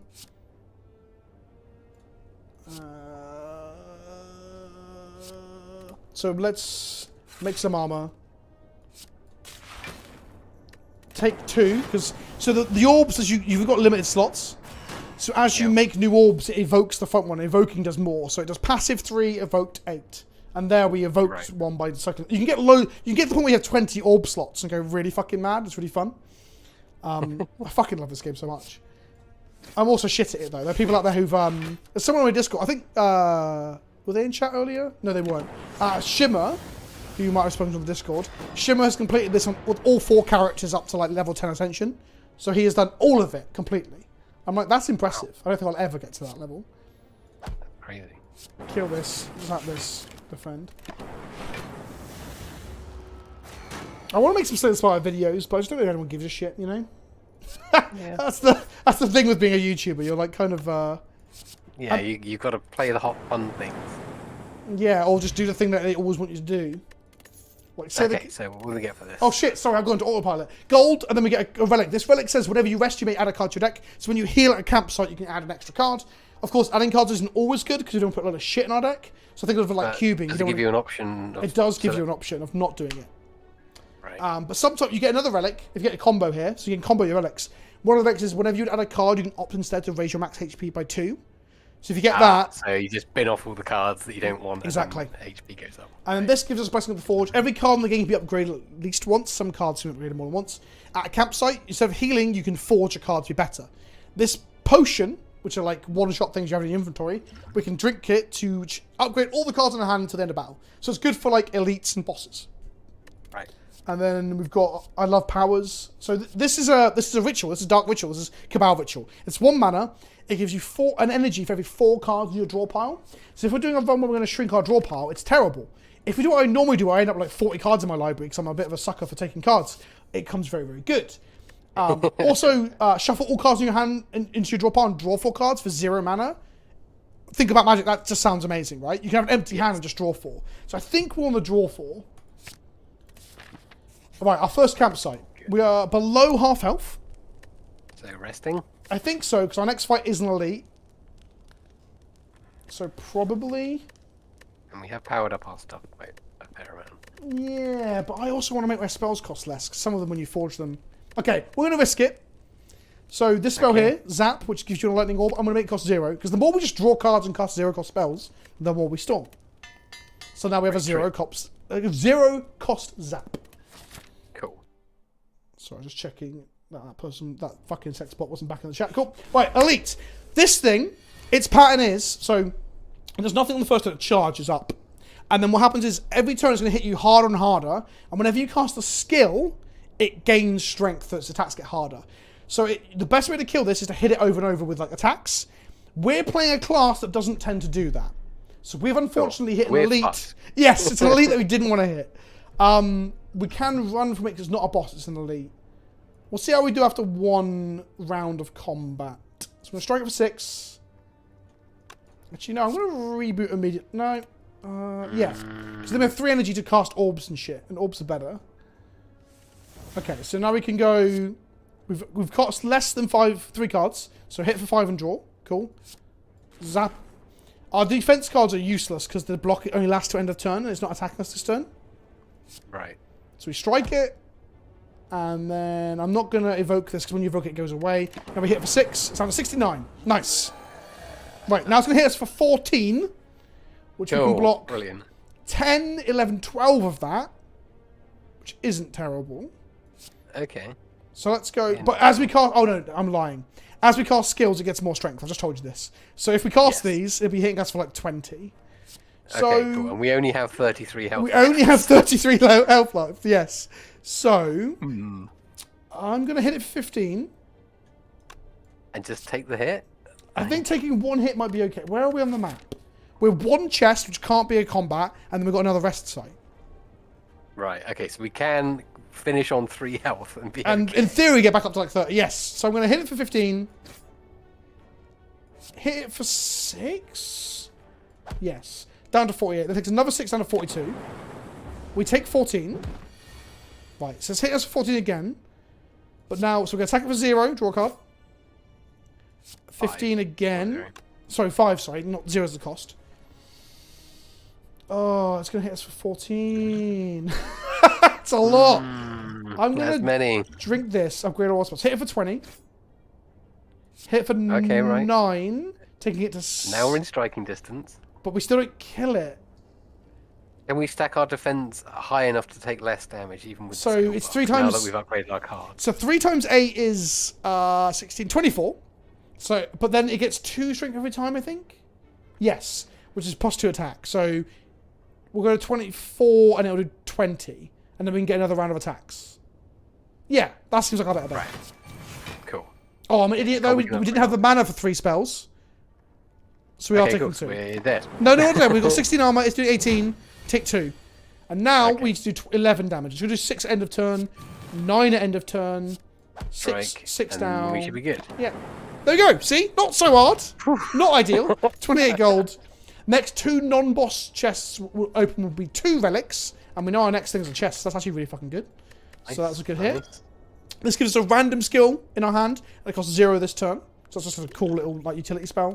Potion, sorry. Cool. And we've got a card upgrade. So this deals 8 damage and applies 2 lock-on. Lock-on does 50% more damage from our orbs. Our orbs do 3 a turn or 50% bonus, so it'll be 4 a turn. And you get and that's at the end of turn, right? Yes, yes. So that's one option. A dark one is an orb that it ticks up every turn, like doubles its number, and then when you finally evoke it, it hits them for that damage. So you charge it up and then cycle through and hit them with it. So it's like a complicated. Provided you've got a way to charge it round, so to cycle round to it. So you have to make more orbs. And then this one says deal damage equal to 2 times the number of frost channeled this combat to all enemies. That being how many frosts you have in your slots. So at Which most, we've only got 1 of, right? we've got 1 spell that makes it, and we've got 3 slots. So at best we're going to do 6 damage. At worst we're going to do 0. So it's pretty bad for us. Yes. So I'm not sure the darkness really works. That darkness feels like you need to really build your deck around it. Yes, Which we need to be able to build make around walls. probably isn't ideal. So we're going to I take think this. bullseye is probably the pick. Yeah, attack that does 8 damage is better than a strike anyway. And it applies 2 lock on. 2 relics. We get... Oh, and there's this mechanic where once you complete the game once, you can get 3 parts of a key. That unlocks an extra boss. But I'm not doing that right now because that's very hard and I'm shit at it. So future card rewards will have 1 additional card to choose from. Is okay, I guess. And this one says at the start of each combat, draw 2. So we've got an extra draw 2 at the beginning of combat. Nice. That's pretty good. Then we're going to heal. Go up to 39 out of 75. And get to add a card. So... Oh, for people who are coming in, by the way, Yorion got banned today, and then we got taken out of our league 3 games in. So we couldn't finish it. So I was like, fuck this. I'm going to play something where I'm not annoyed about the ban announcement. Hologram... I'm pretty sure hologram isn't going to be banned in the next 10 minutes. No, and it's pretty good. So it's 3... So it's 1 mana, 3 block, put a card from graveyard back into hand. It's regrowth, and then it gets exiled. The card gets exhausted. Right. Ball lightning is deal 7, making a lightning orb. Claw is 3 damage, and then increases all claws in your deck by 2. But we've only got the 1. We have, Unless but we can put it back in the deck. But it costs 0. We got card draw spells, and your graveyard always cycles back into your library once you run out of cards. So if you have 5 cards in your deck, So you can cycle through the claw to keep powering the same claw up. Exactly. So I think I'm going to take this. It's the most aggressive of them. Okay. And then we go to question mark. Oh, we've got a random shop owner. So when you're making these choices, are you thinking about, like, put it in terms of like cubed deck building? Yep. It's exactly like cube. What are you thinking about? Same thing? Kinda. So I'm still relatively new to trying to think about this in any way that isn't just me like silently looking at stuff and not really know what the fuck I'm doing. But it is like that because there's like you start to understand like once you've played enough Slay the Spire runs, you've seen all the cards. So you start to know that there are cards that interact with other cards in some way, essentially. But there's also really so you play towards your potential payoff card. Yeah, outs. So you can force things. Hello Peach, hello Dino. We're playing some Slay the Spire because Yorion was banned in Modern today, and we got 3 rounds into our league that I'd started this morning with Yorion, just randomly. I fancied playing some Modern, weirdly. And then I was thrown out of the league and given my money back.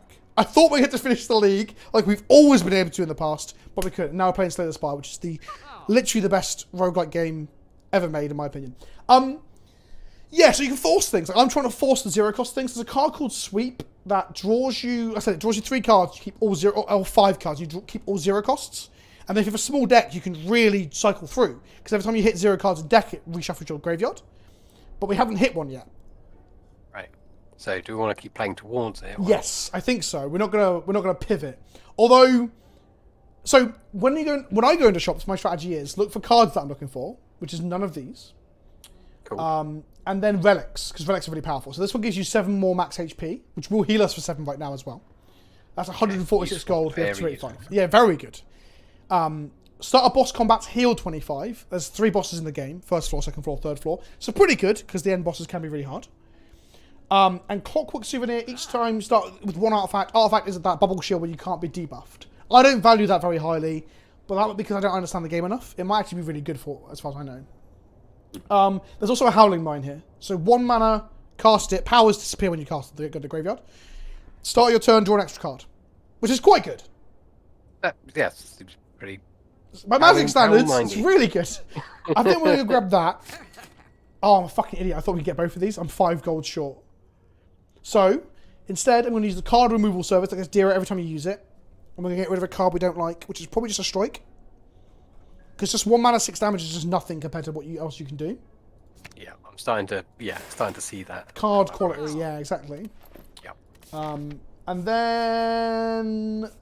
So if you're really ambitious, you should be trying to hit as many elites as possible. And especially souped up elites. There's like powered because up you get better rewards. Exactly, yeah, exactly. But sometimes you don't do that if you're a coward, basically. So lose 7 HP, 25% to get a relic. Yeah, fuck it. Didn't get it. 4 HP, 35%. Yes. 5 HP, 45%. Keep going. 1 more. Oh my god. We're on 14 health now.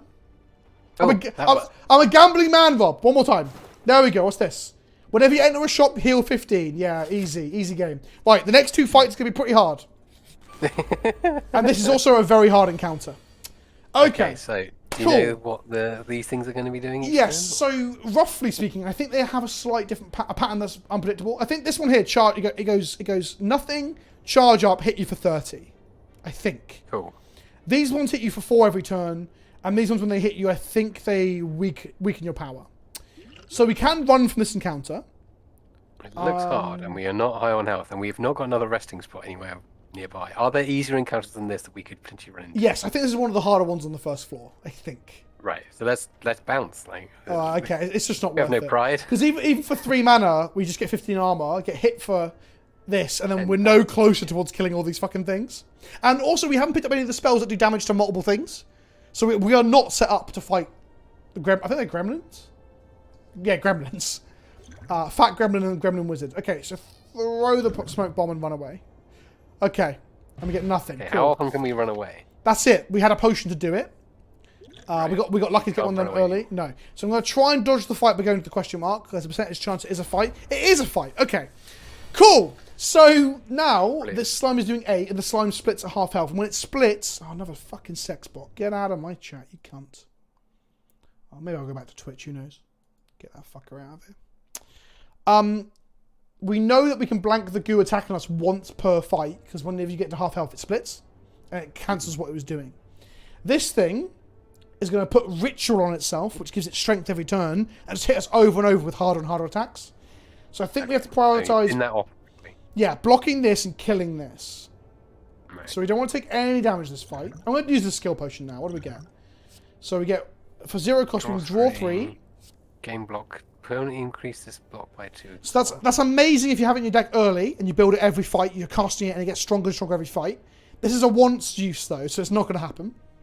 Right. This one is amazing. I love this spell. So remove all orbs and gain 1 energy and 1 draw card. Draw 1 card for each orb you remove. So if you have 5 slots with 5 orbs, you draw 5, get 5 mana. It's like a storm spell.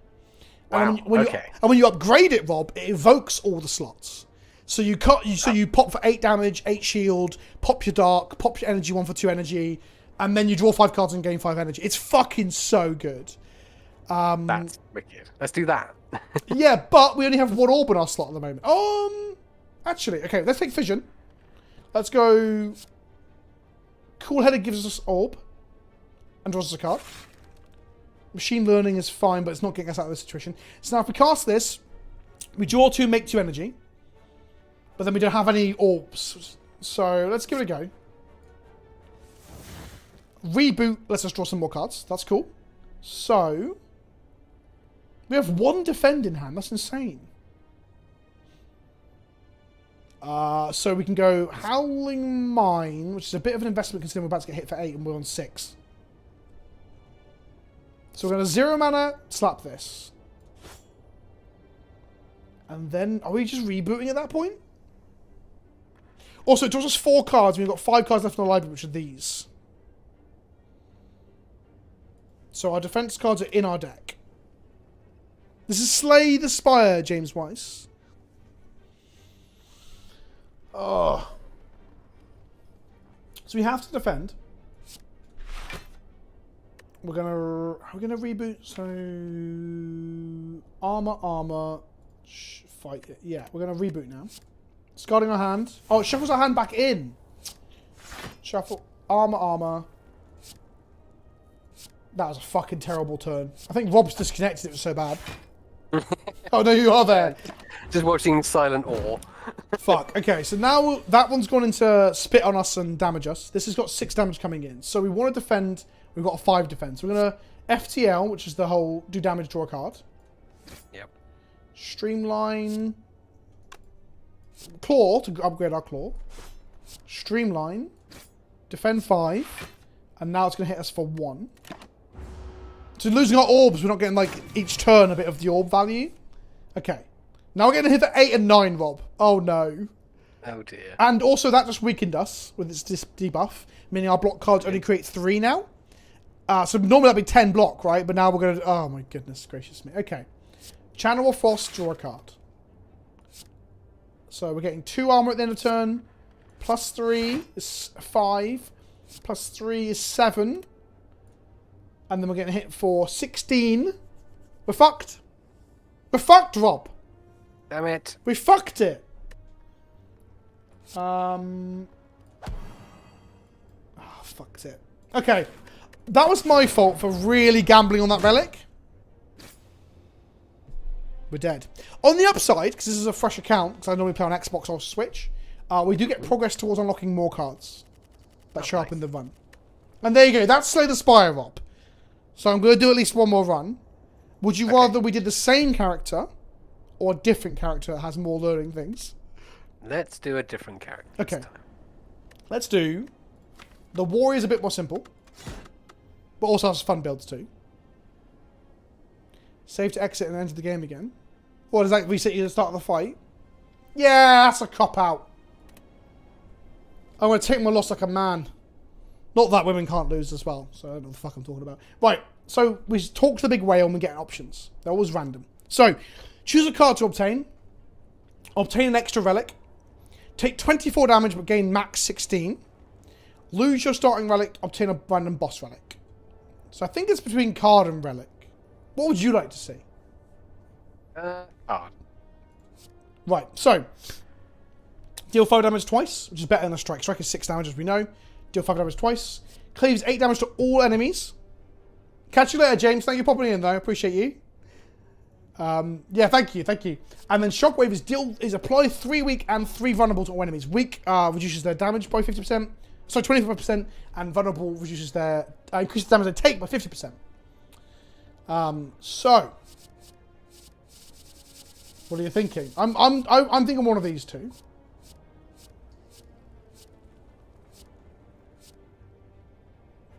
Damage all enemies, I think, because AoE was a bit of a problem for us last time. I know we shouldn't use what happened last time to inform this fight, but I think having a nice spread should be good. So what the Warrior starts with is 5 strikes, so 6 damage for 1 mana. So these are always the same for each. Even though they're red Warrior cards, they're the same thing across all 4 classes.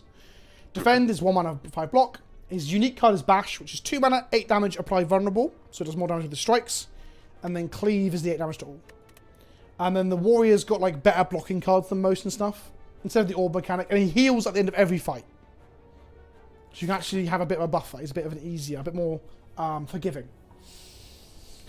So, let's hunt some elites and avoid shops early on when we have no gold. So we want to hit a shop at some point. So probably this shop here. So, we've got an elite. We're going to triple elite on this left-hand side. So let's try that. So hit this. They gain shield when you hit them. They're going to hit us for 7. I'm going to armor up. Hit it for 6. It's going to hit us for 7. We get 5 armor. Take 2. But we're healing 6 at the end of the fight. So we could still walk out of this fight with full health. Bash this guy and hit him for 4. Kills him. Take 5. And then just kill this guy. This is like the... Oh, I definitely just cast them the wrong way around. Whoops. Because that would have killed him. Now we put him to 1. Take 5 because of the armor, though, and then kill him. Gain 6, go back to 79. 18 gold. Essence of Steel gives us plate armor. Plate armor just gives you block at the end of turn. Whenever you get hit, it drops by 1. So, like, plate armor 4 gives you 4 armor. Then every turn, if they hit you through your armor, it reduces your plate armor by 1. But it's a potion that we have to pop for that combat. And we've got Inflame, which gives us 2 strength for the rest of the fight, which is quite good for the Warrior. Dark Embrace, whenever we exhaust a card, draw a card. That can be nuts in some fights where they give you spells. They put cards into your deck, they get exhausted, so you can like loop through your deck really quickly. It's quite an interesting thing, but it's 2 energy. And then Twin Strike is a 5 damage twice again. I guess we can go for like a strength build. Right. Randomly find, gain 175. These are curses. Curses are shit cards that you don't really want. But for 175 gold, we now have 1. It's unplayable, so you can't cast it. At the end of your turn, gain 1 weak, because your attacks do 25% less damage. Oh, brilliant. How do we get rid of that? You can remove it at the shop. You can transform it. You can. There's different ways. So we're in the shop now. We've got a load of gold, thanks to that room we found. I love this relic. It's just when you die, you get rezzed for 50 HP, 50% HP. It's really good, really good. Can't afford it. That seems good. Yeah. At start of your turn, you gain 2 strength from all enemies, gain 1 strength, so it's a bit of like a risk reward. But obviously, if you build your deck to abuse that, we can afford that. We can also afford to remove the curse. I'm going to remove the curse. Just get rid of it now. It's gone. Right, we can still afford this extra strength every turn. There's also 0 mana, gain 2 strength at the end of your turn, lose 2 strength. I don't hate this spell, but I don't like it in decks where you can't draw cards. Because then, like, one of the cards in your hand just makes your other cards do a bit more damage. It doesn't seem that profitable. This card is great, in my opinion. So, this is 5 armor. Upgrade a card in your hand. And if we upgrade this at a campsite, it reads, upgrade all cards in your hand to the end of the fight. So then you don't have to... pretty rad. Yes, you don't upgrade anything else for the rest of the game. You just constantly use this to upgrade your deck. So I'm a big fan of that. So then you can spend your time doing other things. Yes, this is our build path that I think one of the good YouTubers said is bad and people shouldn't do it. But I think it's good and I don't understand why they think it's bad. So I'm going to do that. And this has reduced the cost of all cards in your hand to 1 this turn, which I think is also good if we get some good high cost cards. Yeah, or some good, like, epically huge card draw. Yeah, and there's also some cards that cost like 6 and 7 mana and stuff, and you can reduce them to 1. That's not 6, like 5. I think that I want to try this. I've never tried this before. Chat are saying Brimstone as well. Okay. Okay. Let's try that. Right, so we're going to gain strength every turn. Upgrade 2 cards randomly, gain... Yeah, why? Yeah, let's go. 9 damage strike and a 10 damage, 3 vulnerable bash. Okay, so we can remove a card from our deck. We can transform a card from our deck, which is change into something else. We can upgrade a card. So I guess we upgrade the upgrade card? Yes, because that's what our whole... Yeah, that's our plan. Yeah, that's where we're headed, yeah. And now, it's the elite that's difficult. It's this guy, but he's good for us now. Ah, yes, and now we just wail on him endlessly until... So we're going to upgrade all our cards, gain some strength, hit him for 14 with 1 strike. Hey! And then 13, 13, 13. Hey! He hits us for 10, and then we hopefully kill him next turn. Yeah, 18... 15, 18. Yeah, there we go. Easy. Oh, okay. These are the relics I like. So every time you play 3 skills in a single turn, deal 5 damage to all enemies. It's not good in our class, but when you're playing like the Storm guy and you're playing like 0 cost skills, you start to like ping everyone for 5. It's kind of like gutter snipe almost. And then we've got Emerald Key, which we can do to get the boss if we want to, and add another card. If the enemy intends to attack, gain 3 strength. Or at the end of your turn, just gain 3 block as a power. Or draw 1 card and put a card from your hand on top of your library, and then exhaust. What do you fancy? I like Warcry. Yeah, I'm a fan of this too. Because then we can... It's like card selection. Cantrip-y. Yeah. So gain some strength. So 4 strength, which makes this do 10. We can put armor on, but it doesn't matter because it's not attacking this turn. Yep. And then we can go 15, 12, and 12. 24, 39. Almost kill him. Almost just kill him outright, but not quite.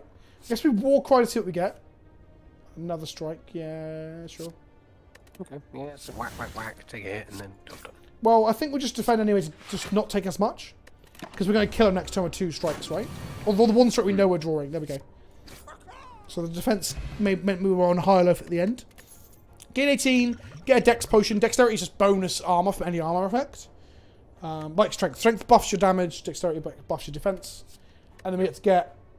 Okay, I like these when they hit multiple times, they're better with strength because you get more... You get the strength bonus to each hit. So we can go an X spell, which is 5 damage X times. Or 3 damage to random 3 enemies for 1. I don't like random. Random seems unhelpful. Well, it is. Boss elite. Okay, we've got AoE now. So we're not. So here's the thing. So when we bash this, the artifact will stop 1 of the invuln, but the other, yeah, it stops all 3 instances. Interesting. Okay, I didn't know that. Then hit him for 11. Take 10. The modern went kind of piss poor and we got kicked from the league. So that was interesting. 9 damage to all enemies X times. That's currently 18, 21 damage to all enemies. Seems good. Pretty good. It kills this, it's 11 less damage. But if we upgrade all spells, gain some armor, it's now 12 damage to all enemies X times. So 24 to each one. Boom. Take 6.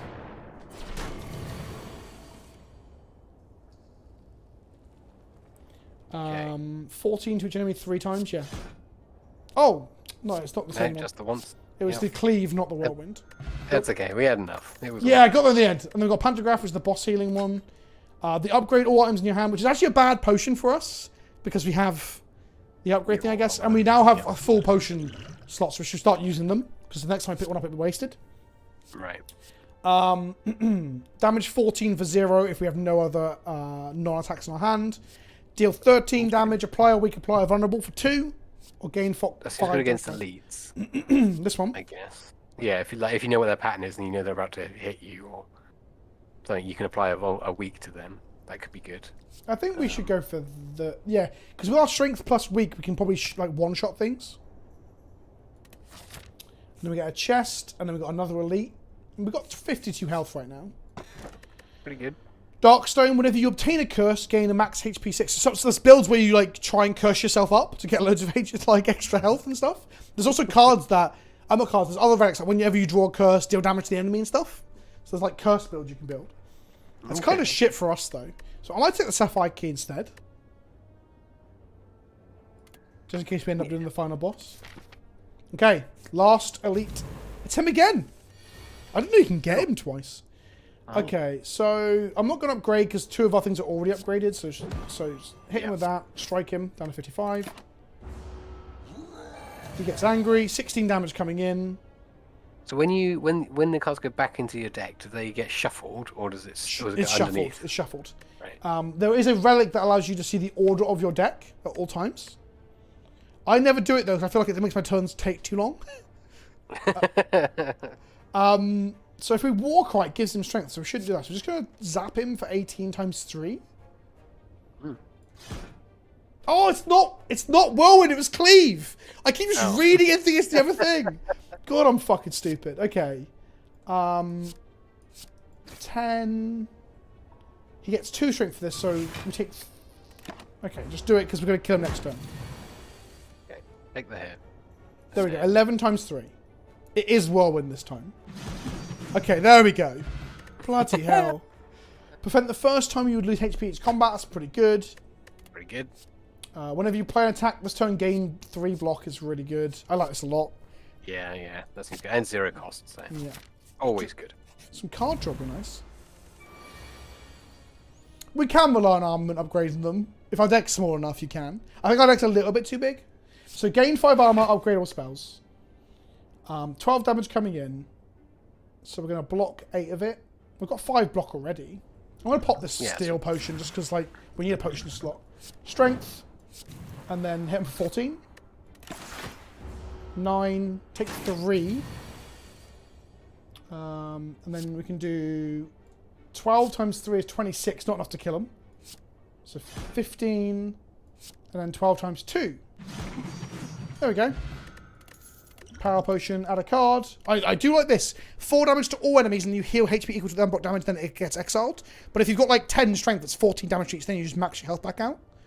That's rad. Yeah, really like that. And there's also like, this is pretty cool. Deals 6 damage and deals 2 additional damage for all your cards containing a strike that are in your deck, so it incentivizes you not to lose your strikes. And there's Pommel Strike, which is a variant of a strike, which is 9 damage, draw 1. Which I quite like as well. But I think we take the health game one and I ban the sex bot again. Fucking hell. The 5th sex bot banned tonight. Get the fuck out of here. Yeah, let's take Reaper. And then we probably should start removing cards from our deck and stop taking cards. Oh, yes. Okay, whenever an enemy dies, draw a card, gain an energy. Oh, This is the good shit. Especially if you're doing AoE to like gremlins and stuff. So now we can kind of, we're really well set up to take on groups. And we're going to go to the shop and remove a card, or... I think we want to take something out. I think we're getting a bit bulky now. And we didn't take the card that prioritizes strikes, did we? No. Or did we? No. Right. And Okay, so I think we like, can bin off some of the. as we can tell, like Whirlwind and Cleave have been way better than our strikes. Just drop the strikes. Yeah, 100%. Is it the same username?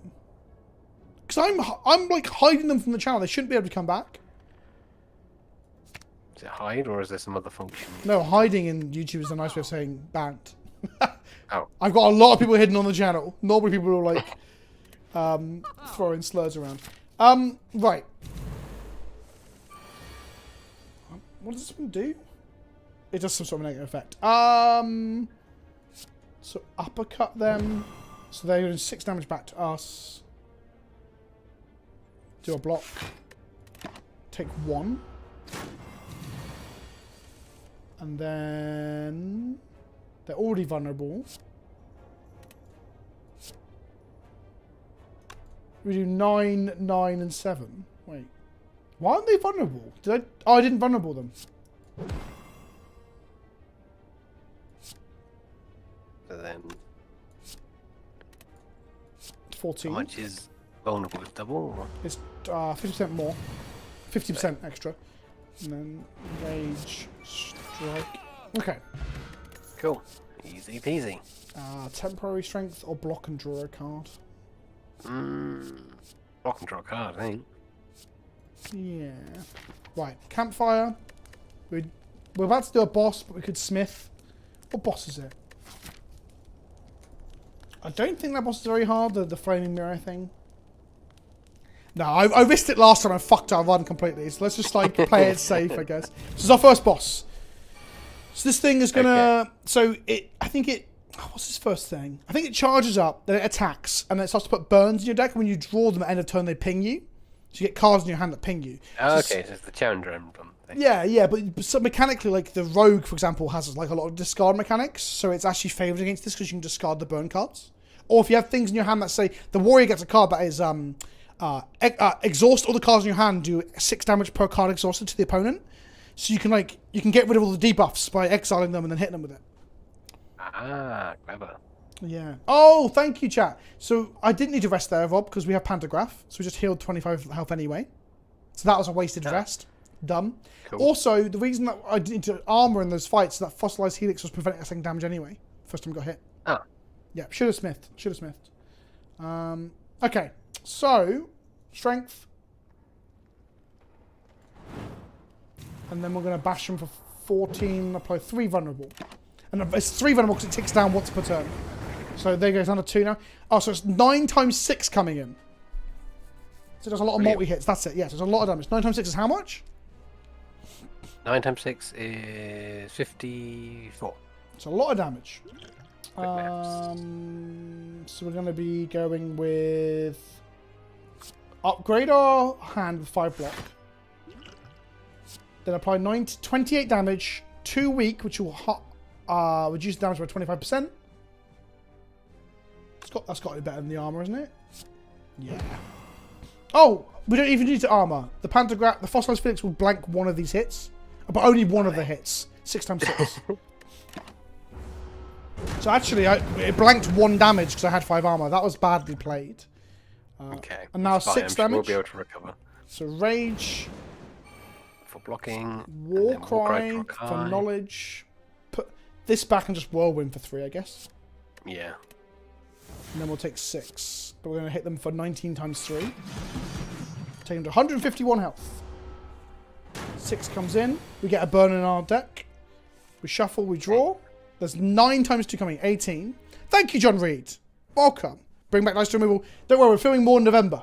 So I'm filming before the summit. So there will be more dice removal for the end of the year. I guess we upgrade all the spells in our hand. But thank you for the donation. I appreciate it.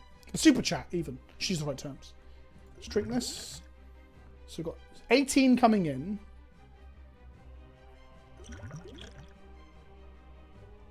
I'm just going to pop some potions. But get a power.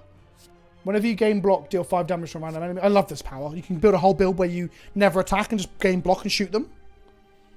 But it's only a power you get for 1 turn. Okay. Whenever you gain 3. That's pretty good because you exhaust the burns.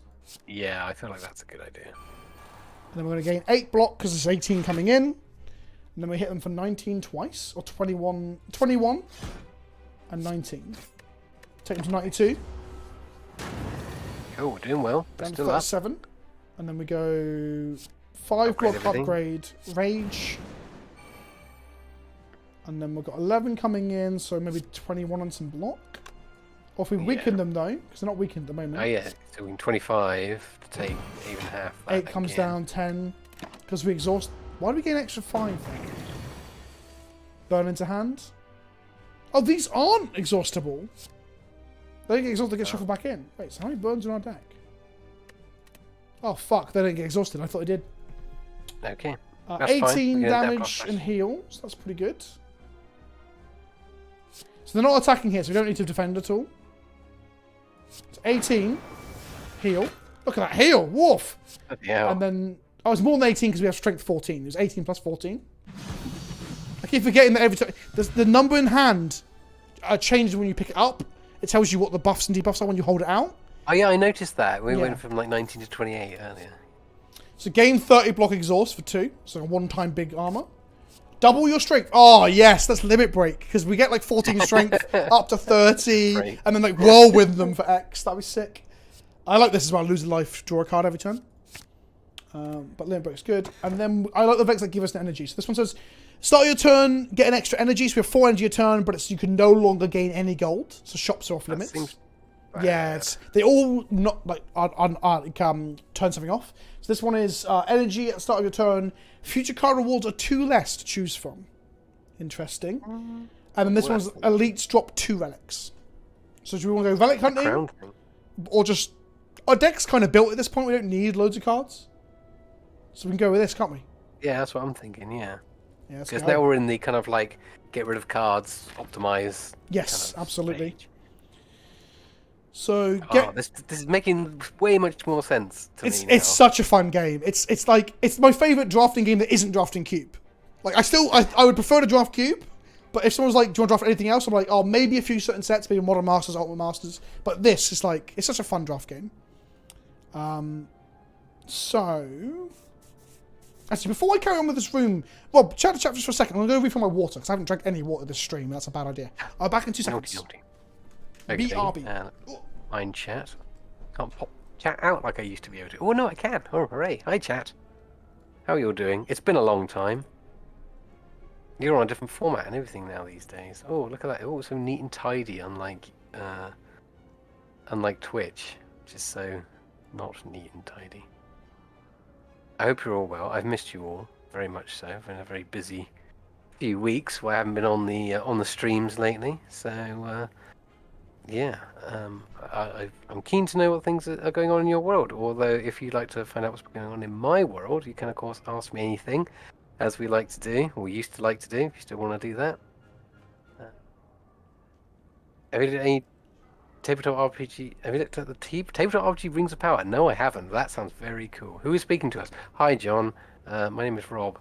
I'm Vince's friend. I hang out on the stream, and yeah. Not sure what else you need to know. Storm says modern D&T. Yes, it does. We got stopped because we had Yorion in the deck, and then the ban came in, so we're buggered. So I'm going to edit the stream title now. I'm sure I can do it mid-stream. I'm sure you can. I'm sure nothing bad will happen. Slay the Spire because Yorion got banned. What's Rob's channel name? I don't have one. He guests. Mainly on here, yeah? Yes. Well, only on here. Exclusively on PleasantKenobi's channel. If you want to find me in the world, that's where you'll find me. One day you'll see his face when we... Well, you've been on your face on the channel, but... yeah, exactly. When and if I get a physical space so we can do some D&D. Yes. How many copies of MTG30 are you buying, Rob? How many are you picking up then, mate? How many are you getting? Oh, well, you know, if I liquidate my savings, I might be able to buy half of one. So.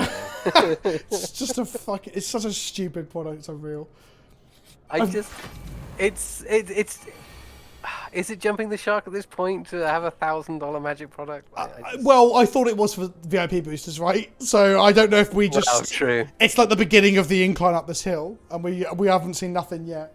I've got a video, it should be out tomorrow, chat, which is me talking about like conjecture from here, like what could go from here, and what it also means for like, optics of the game. Some funny instances of other people from other games taking the piss. I won't say who. I had a YouTuber who makes only video game content DM me going, Vince, is it true these things are not tournament legal? And I'm like, yep. Like, it's funny that people outside of the niche are hearing about it and be like, that can't be true. No, it is. It is fucking true, and it's crazy. I mean, I just, like, at this stage, like, there is no, like, it's, we've always known that we were being fleeced, but now it's just like, this is not even caring. It's like Mask like, how big are the whales these days? Like, really, realistically, like, how luxury is this game that we like to play in manky old shops that this is what they can get away with creating? Like, because at the end of the day, it's like, you know, or are the margins so good that they can just get away with, like, investing in creating this product and marketing it and still get some amount of return on it? Like, oh, good. Yes, my name is Vince. Welcome to the channel. If you've never been here before, that's an interesting one from YouTube. Yeah, you're right, Rob. Like the margin is so good that they can do ludicrous things. I assume they've got very good market analysts. They know how many they'll sell. This is a spoiler of the video tomorrow. My argument is people are like, oh, don't buy it, vote with your wallet. But there's no point in voting if the system is broken. Because it's first past the post, but they know what the post is because the market analysts already know, right? So they're going to produce 10,000 copies, let's say, sell them easily, and then tell us it was successful, right? It doesn't matter that I'm not buying it. It doesn't matter that you're not buying it. It just doesn't fucking matter because they will sell the number they need to sell for the product to look successful and make the profit margin, which means they'll just do more of that in future. So people are like, vote with your wallet. Like, it doesn't fucking matter. Your vote is not the same as the vote of a whale. This is not actually a democracy. Stop thinking that it is. Exhausting the strength to go from 4 to 8 seems a bit shit. But we've got 4 energy. Defend, whirlwind, cleave. Yes, that's fine, I guess. Oh, I whirlwinded first by accident. It's begun, chat. We've played incredibly tight on the first floor, and I just punted it. It's 26 damage incoming. Jesus Christ.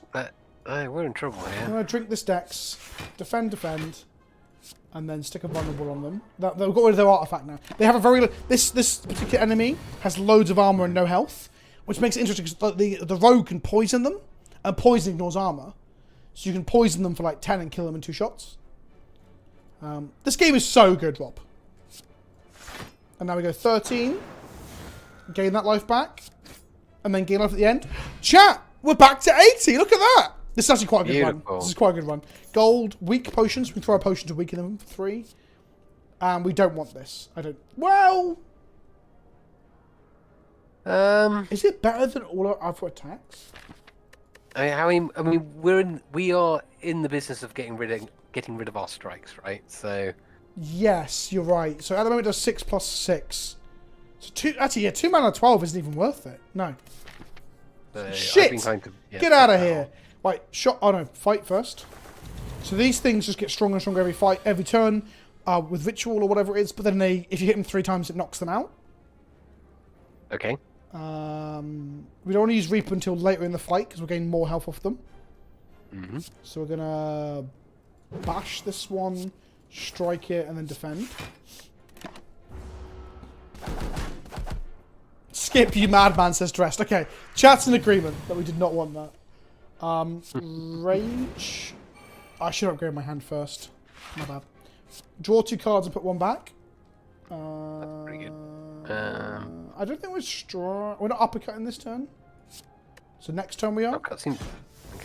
Because it's going to redraw it, right? And we just let it open them, and then we'll go strength, defend, and then strike this guy for 11, killing him. Oh, get an energy draw card. Oh, I'm a dum-dum. We drew the uppercut because of it. Oh. I don't know if we can do that the other way around. I forgot we had Gremlin Horn, to be fair. So much complexity going on here now. Yeah. 13 damage that 4 card times. Quality really showing off because we're getting worse as we go. So this is knock out their ritual type thing. Well, if it's 13 times 4, it just kills both of them, doesn't it? If my math is correct. No, it was not correct, but it did knock them out. Wait, hang on. 13 times 4? is like 40 odd damage. How did I not kill them? Am I a fucking idiot or something? 13 times 4 and it only has 31 HP. How did it survive? No idea. Can someone in chat tell me what the fuck I just did wrong?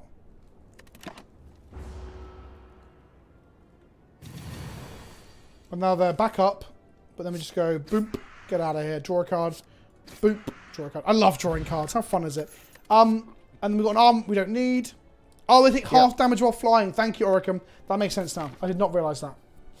Okay. Shop to get a card out of our deck. Unless there's something good. Finesse? See, there's another one. Look, whenever you draw a status or curse card, it does 6 to all enemies. So you can like loop curses and stuff. Get 2 block, draw a card is pretty good. It's 81. Do we want to increase the quality of our deck by removing a thing? Or do we want to... I don't think that's worth it enough to take out something from our deck, actually, now that I think about it. What, 125? Say again, sorry. Oh, cost is... I didn't realise that was a cost. It goes up by 25 each time. I mean, Finesse does improve our letter opener a little bit because it's a skill that's free. Yeah, it can help us like cycle through some of our crappy stuff, and it is free, so it is basically a cheaper version of taking a card away, right? Is drawing a card the same as getting rid of a card? In a way, or not really. Like that's interesting. I don't know what the math. This is probably a math discussion there, but it does gain you 2 block. And it does trigger letter opener. Yeah, I think I'm going to go Finesse, and we'll move a card. Oh, I just clicked off the game. My bad. You still there, Rob? Yes, I'm my still computer, here. It doesn't. Slender Spire is making my computer be a bit weird whenever I click off it. Anyway, yeah. So we're going to remove next time. I do actually like 0 mana, gain 2 armor, draw a card. Xerox math, baby. Yeah, it's Cheerios, isn't it? It's good shit. So this thing's interesting. So at the end of this turn, it's going to confuse us, and then every spell we draw is randomly 0, 1, 2, or 3 mana. So absolutely fucks your curve. Okay, cool. But I think actually our Whirlwind is really good into it because it's always X, I think. Anyway, so Inflame, Strike. And Strike better. Yeah, Strike's better than a Whirlwind. So Strike. Hang on. Strike. Does this just do 4 damage when... Hang on, so it's on 87?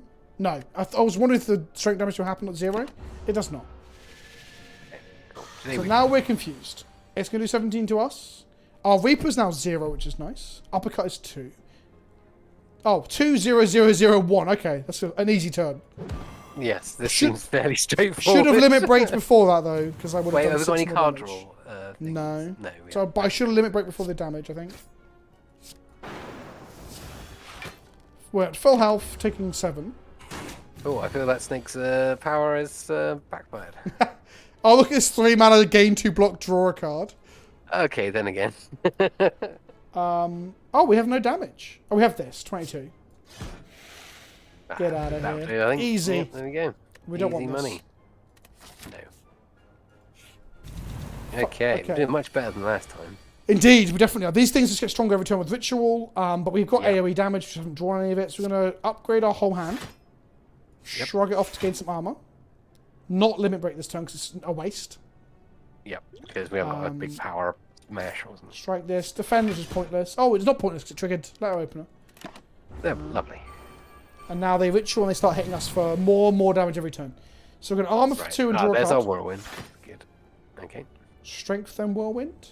9 times 4 is... Oh, we've got 4 energy, so we could go a bit further. So this is doing 9 each time, plus our strength. Oh, hang on. So we go Inflame. Yeah, do the strength. Cleave is 14 each. And then this is 11 each times 2. This will kill one of them. Oh, it'll kill one of them and give us energy for the defend card, won't it? Because of Gremlin Home. There we go. And then we can 12 this one. Oh, we're going to chain it off. You ready? Oh, yes. Here we go. Yeah, look at that. Storm, baby. So good. I love the Gremlin Home. Strength potion. And then we don't... Boomerang's okay with our strength. It's fine, but random again, like, it's never going to help us out when we need it to. I would say no.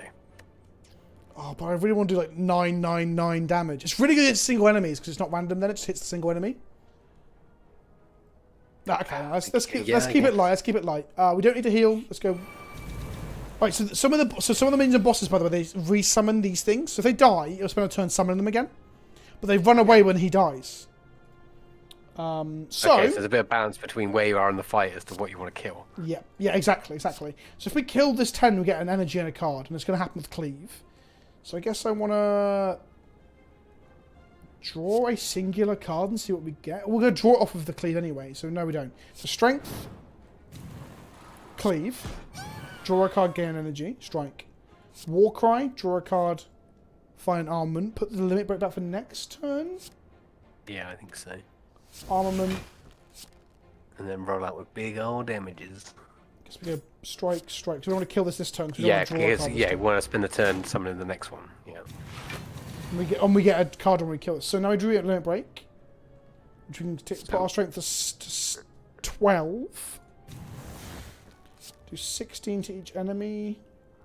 That's not enough to kill our gremlin. No, but we can kill it with this now. Draw that. That would have been nicer earlier.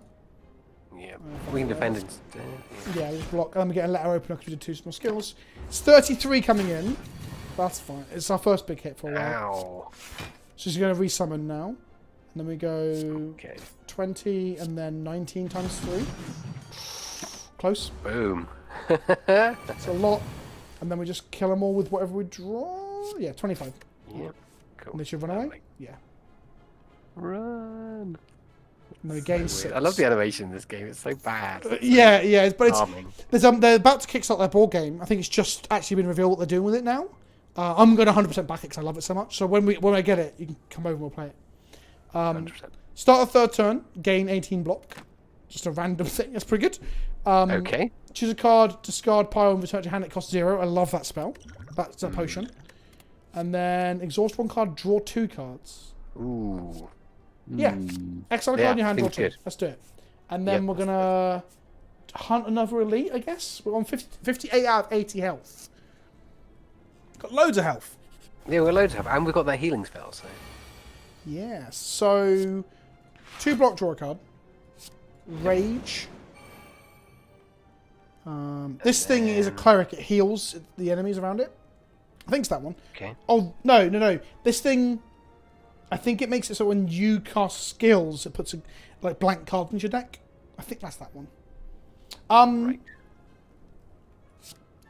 Draw a card. Maybe. Put the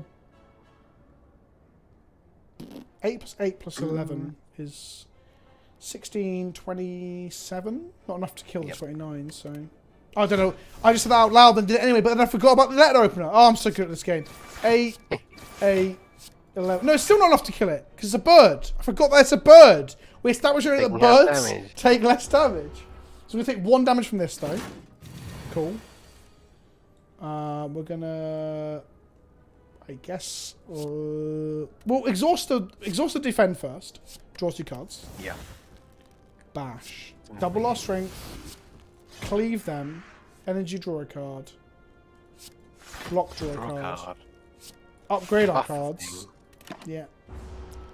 And then hopefully just smack it for a bunch now. Coming for 13. 23 weak and vulnerable. That seems good. And then 14 heal. 79 out of 80. Yep, perfect. They do 9 to us, no damage. Yeah, easy. Easy game. Back to max health, 15 gold. We don't need that. Elite, what is it?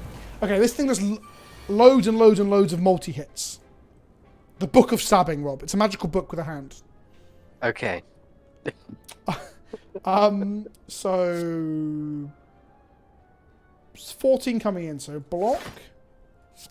Yep. Block. Yep. 8, 7. Actually, so the strength buff on this is actually nuts because it does lots of multi-hits. So this might be one of the better bosses against the strength thing that we've got. Okay, so upgrade all our shit. Yep. Warcry for free. Draw. Put rid of defend, I guess. Well, yeah. Well, we've got other armor here, haven't we? Yeah. Uppercut them, weaken Yeah, and weak. vulnerable, and then we just gain some armor. And they're Yeah, doing that seems 6 good. times 3 is... What's that? That's 18. 18. And then we let her open of them. So we're taking 5. Terrible. We gain 18 armor for our relic this turn. We can go draw Goodness. 2, draw 1, sorry. Then we go strength, a limit break, 16, 22, 22. 25. Oh, easy! That's pretty good. Our build is, I think our build's really good. I don't think I've ever played this relic before, but it seems pretty good. It seems like it's really working for us here. 28 damage and then vulnerable them. I guess we rage first. Yeah. Rage first. Then bash. And Then then reap. 33, and then kill. we go to max health, yeah. Yeah. Raise our max health by 10. Boom. Power Oh, potion. Oh, fantastic. we've got to discard a potion now. Get rid of the weak one. Actually, no, get rid of the strength one. 14 damage, but strength affects this card 3 times. So you probably should have one of these in our deck. Strength affects this card 3 times. What is that? So 18 The strength strength adds 18 score. damage, but in this case it would add 18 times 3. Right. Yeah, So, that seems good. Yeah, yes. We probably need one of those. And then just get rid of as many strikes as we can before the third boss. So chest, gold. Start the combat with extra strength each turn. 8 strength each combat. Cool. Not bad for us. Yep. Random encounter. Yeah, it should be fairly straightforward. Do we do this? Yeah.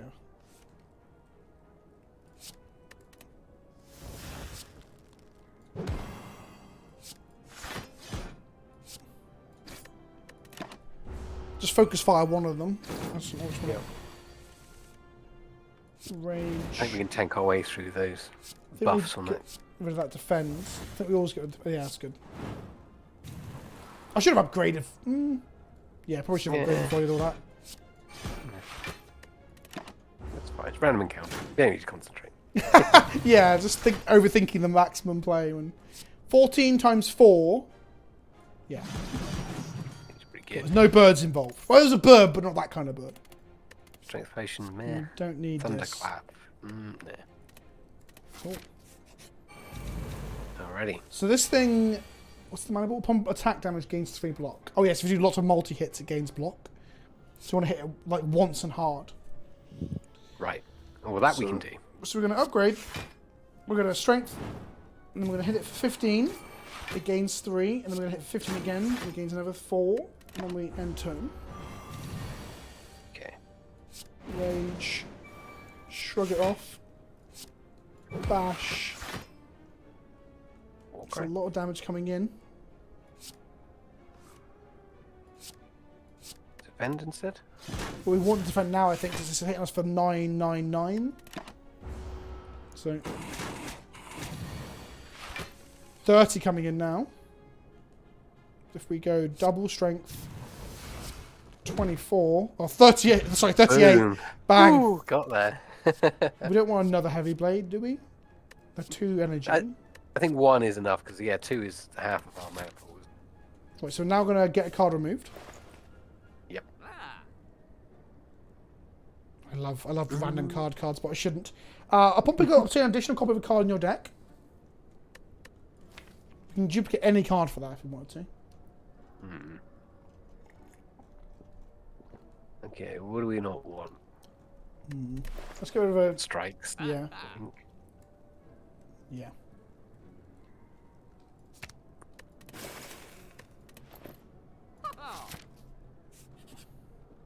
Lose all your gold or fight. And these are quite a relatively hard fight. I think we can kill them. Because we've got AoE. We do. Yeah, Gold is more important than health. Especially because we can heal ourselves. indeed. So, If we do it right. Cleave. and then just kill this front guy. Yeah. And then a couple of strikes on the next dude. Yeah.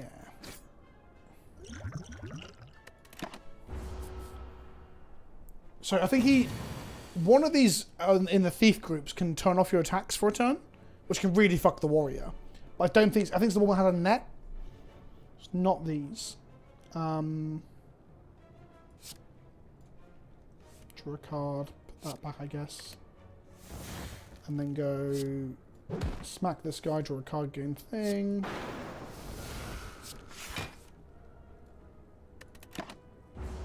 You get a mask, don't you? Turning time, something like that.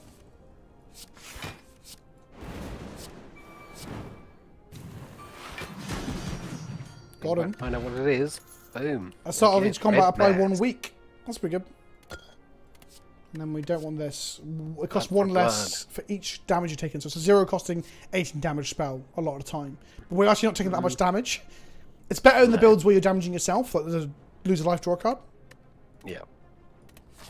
There's actually a 0 mana spell, which is, it gets exhausted, but it's like 0 mana, gain 2 energy, take 3 damage, draw 2 cards, something like that. It's very good. Okay, this is the healer, sorry, and this is the big knight guy who does big, who gains armor and does big strikes. So, block and upgrade, strength, and then uppercut the fighter to weaken him. So we take 6. And then we need to either like one-shot the... I think we do so much damage we actually have to worry too much. Rage, cleave, and then whirlwind just... Yeah, okay. I was going to try and figure out the sequencing, but we just like wiped them off the face of the earth. They were like... Yeah, exactly. Yeah, okay. All strategy goes out the window. Now it feels like drafting. Be like, what's the best thing we could possibly do with all the smorgasbord options that we drafted? Oh, just the same old crater. Let's just get that. Yeah, we're full health, so we're going to upgrade something.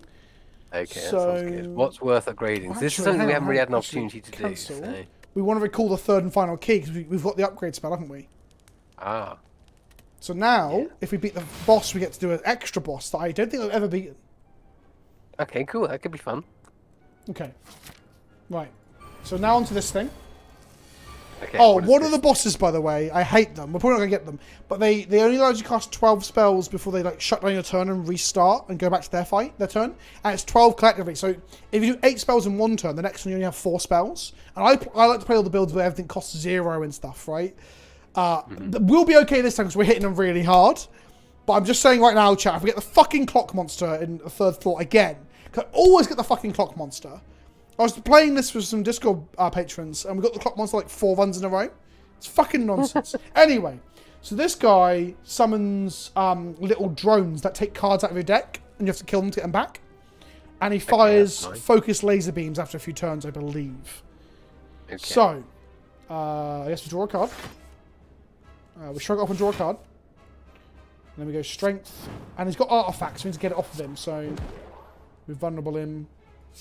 Guess we just do this for the letter opener. Yeah. We don't use this yet because it exhausts, so we don't need to use it. Okay. So here's the little things that will steal our shit. Okay. So... let's start popping some potions. Oh, we need to debuff. We need to debuff him. I can't weaken him right now. How do we debuff him? I guess we go... Okay, so we go... Liquid Memories. Put the bash in our hand and make it cost 0. We bash him, which removes his artifact. And then we throw the weaken on him. And it makes his damage less. So that's 6 times 2 instead of 9 times 3 or whatever it was. Yep. So that's that for 3 turns. This is 12 times 4. This is how much damage? That's 12 times 4 is... 12 times 48. Yes. Yes. Or we can go... That's nearly enough to... Yeah, I'm trying to see if we can wipe one out immediately. I'm going to Burning Pat that defense card. See if we can draw like a heavy blow. Cleaves. 15 damage to everything. Oh, we can upgrade everything now. That's definitely something. Okay, what's Whirlwind Plus doing? Just more damage. Okay. Yeah, let's do that. So we're getting hit for a bit here, but it's fine. Because next turn we're going to draw cards to get energy off these. So we're setting up for a big turn, I guess. Yeah, makes Right. sense. So our strength is currently 9. We can limit back up to 18. Oh, okay. This hand's pretty bad. These defense cards are actually like gamming up our hand a little bit. I'm going to use another potion. Well, for this fight specifically, yes, but opportunities where we are going to get beaten down. Start of our turn, lose a life, draw a card, or we can go gain more strength, or we can go gain 2 vulnerable. Nah, I hate this. Cause No. Let's go Inflame and then... Let it break. Yeah, then break. 22 strength. So now we can go just wallop one of these. Draw a card. Motherfucker. This one. You should have kept it, There mate. we go. There we go. 80 damage. Oh my god. Bang. There's an achievement for hitting something for like 1,000 damage. I've never done it. But one day. That's one day. pretty good. That's pretty good. So we've got 20 damage coming in. I don't think that matters too much. I'm going to rage. A strike for 33. And then whirlwind for 3 lots of 32. Yes, that seems really good. That puts him down to like 60 odd. That's 30. 30 now. Okay, cool. So 3/4 of the health is And gone. because we're only on one level of ascension, which is elite spawns more often, one of the, I think it's the 4th one, you actually don't fully heal after a boss, but in the lower levels you do. So we heal, oh, we can hit, look, we can max heal anyway. So good at this. And then we say, oh, there we go, offering. Lose 6, gain 2 energy, draw 3. So good. Taking that. That's exceedingly good. And then we can go, upon pick up, obtain a curse and 3 relics, which is pretty exciting. Oh, another, it's another sex bot with a slight variation on the last 5. Fucking hell. Get rid of that cunt. I'm definitely not timing them out. I'm definitely banning them. Weird. Or we can go, during boss and elite combats, you get an extra energy. That seems good. Yeah, that is really good because, again, it's just for the hard fights, right? Or, this is a fun one, you pick up, it transforms 3 cards and then upgrades them. But I think it's random.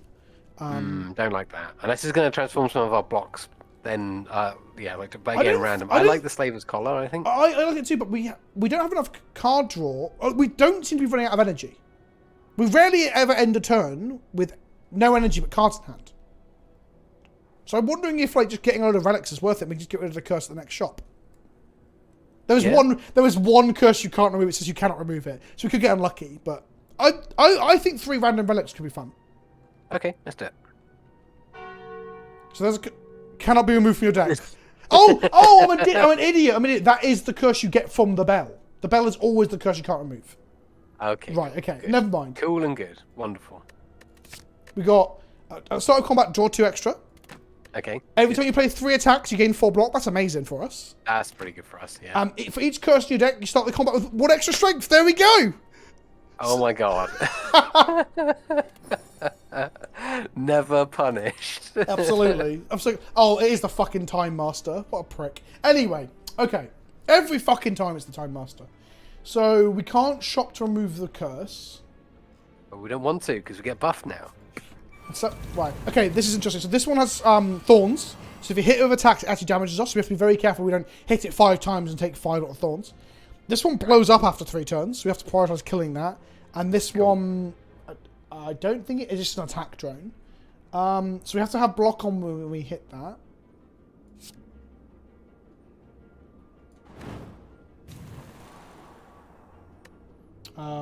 So this, we hit that for 19. Oh, that just kills everything, doesn't it? I'm going to take a bit of damage from there. There we go. A little bit. No, not. Okay, 1 big hit to kill that off. Don't do 16 to it. Do 19 to it and kill it. It doesn't kill it because it was going to do 15. So I guess we just defend this turn and then finish it. So I thought the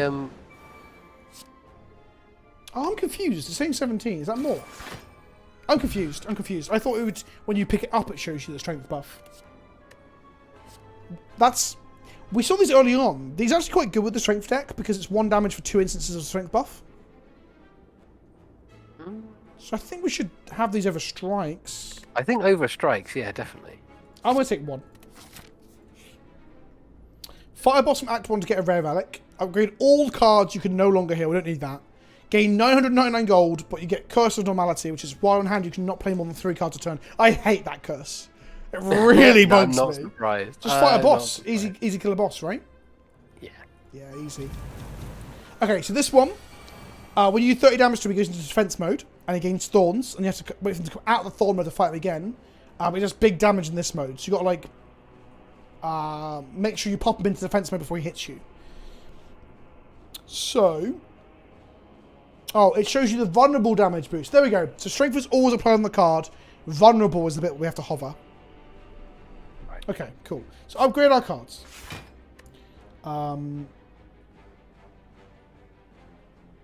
Lose 6 life, 2 energy, draw 5 cards.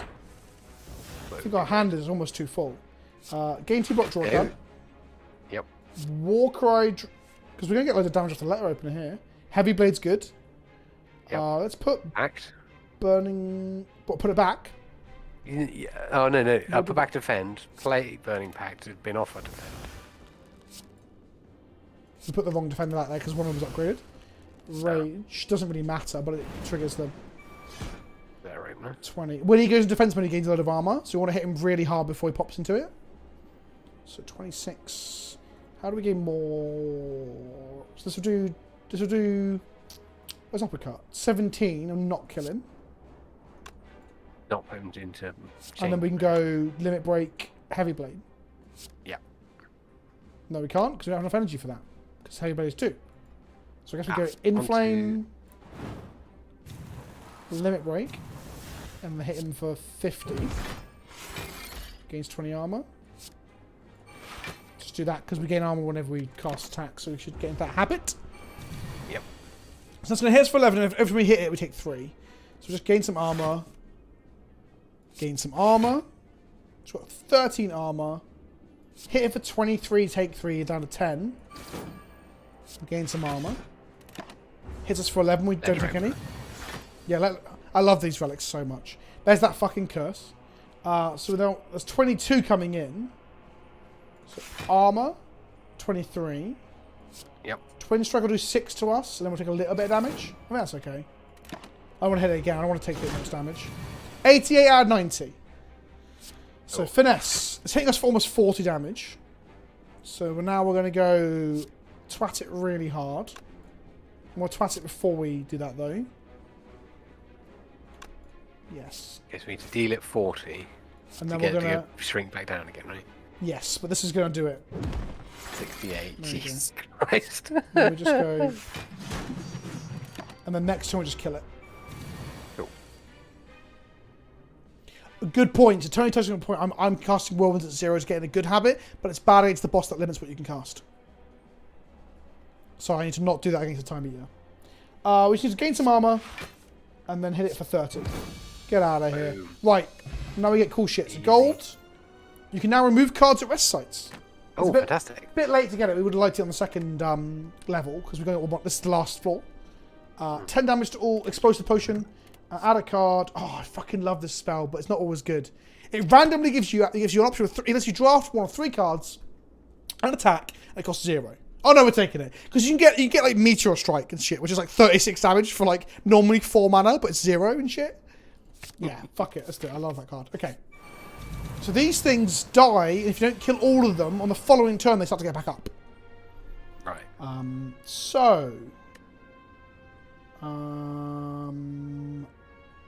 We're going to exhaust the spell. Gain some strength. And then this is going to be 32 damage. I guess we can Offering now, see if we can go for a really big turn. Rage. Letter Opener. And then we do 44 damage to everything, which kills this one. Oh. It also kills this one if we do this Twin Strike first.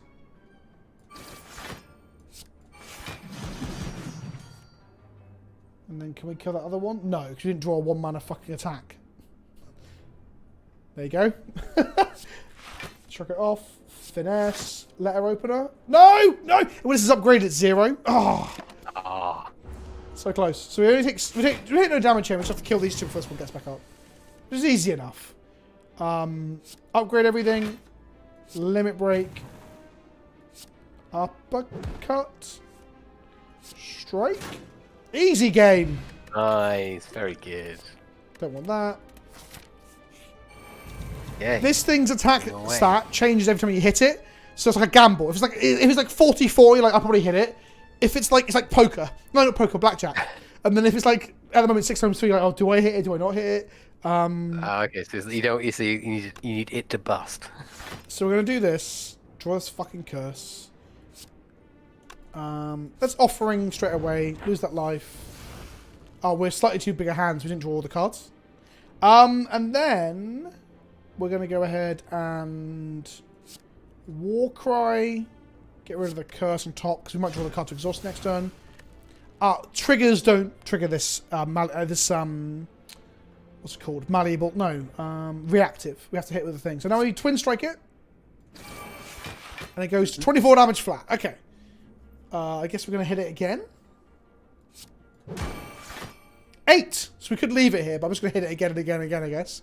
And hope for the best. 6 times 3. Nothing. Well. 8. So we can do... That's fine. That's fine. All good. All good. And now we just one-shot it this turn, right? Hopefully. Yeah. Oh no, we drew a fucking... Look at our hand. Oh my goodness. Doesn't do anything. And then we shoot for 9 and healing. Block as well. 13 times 3? Wow. Shit. Well, Infernal Blade... Oh, you don't get a draft. It's not that card. You get a randomized one. It's Whirlwind, which is not terrible, but... So we're going to uppercut. I will be there, Kevin, at the summit. I'm very excited for it. 20. Shouldn't have hit it again. But we have 18 armor. We do. So we only take 2. So that's not too bad. Right, okay. Is it gonna die this turn? Yes. We get 65? Yeah, we've got heavy blade. 129. 120. Can we do 60, Rob? That's a rookie number. You don't want that shit. Right. Next. So Thorn exploding attack. So draw a card, gain some armor. Warcry, get rid of the curse. Infernal Blade, what do we get? Heavy Blade for 0. Oof. Let's go. 26 damage kills this one. 25. Yeah. Gremlin gets us the curse spell, my bad. Wait. Guess we just limit break and kill another one. Yeah. Worst one? Oh, the same one. This one's attacking us anyway, so. 6 damage coming in. Cool.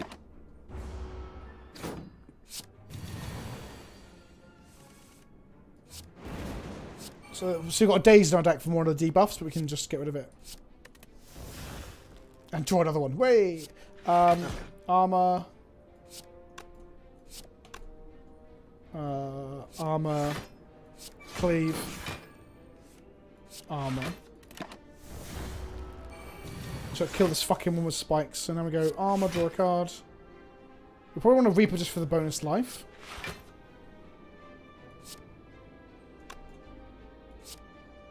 It's 20 I mean, what's on? It depends what next fight. Draw a 3-card potion. Pretty good. Now we can Smith. We can Toke to remove a card. So we can partake in the pond weed, like Gandalf would. So, well, hang on, hold up. Before we get rid of the strike, the defense have not been our bestest of friends. That is true. We have to have some defense cards, though. But you are right. We've got other... Yeah, you're right, actually. I think defense might be better to get rid of.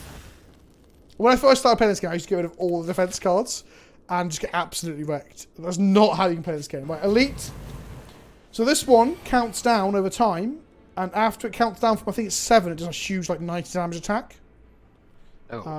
I think that's this one. So, let's do Rage. Offering. 6 damage, draw the cards, get a lot of energy. Inflame. Infernal Blade gets us a Whirlwind.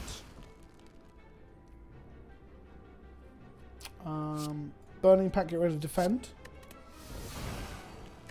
Warcry. Yep. Get rid of... Well, next turn we'll draw Twin Strike.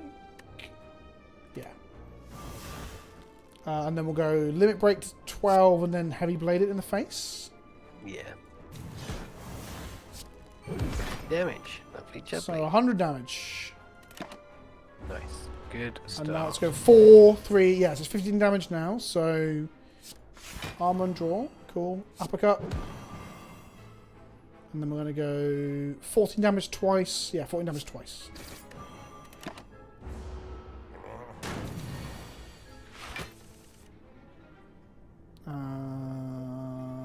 Upgrade our cards.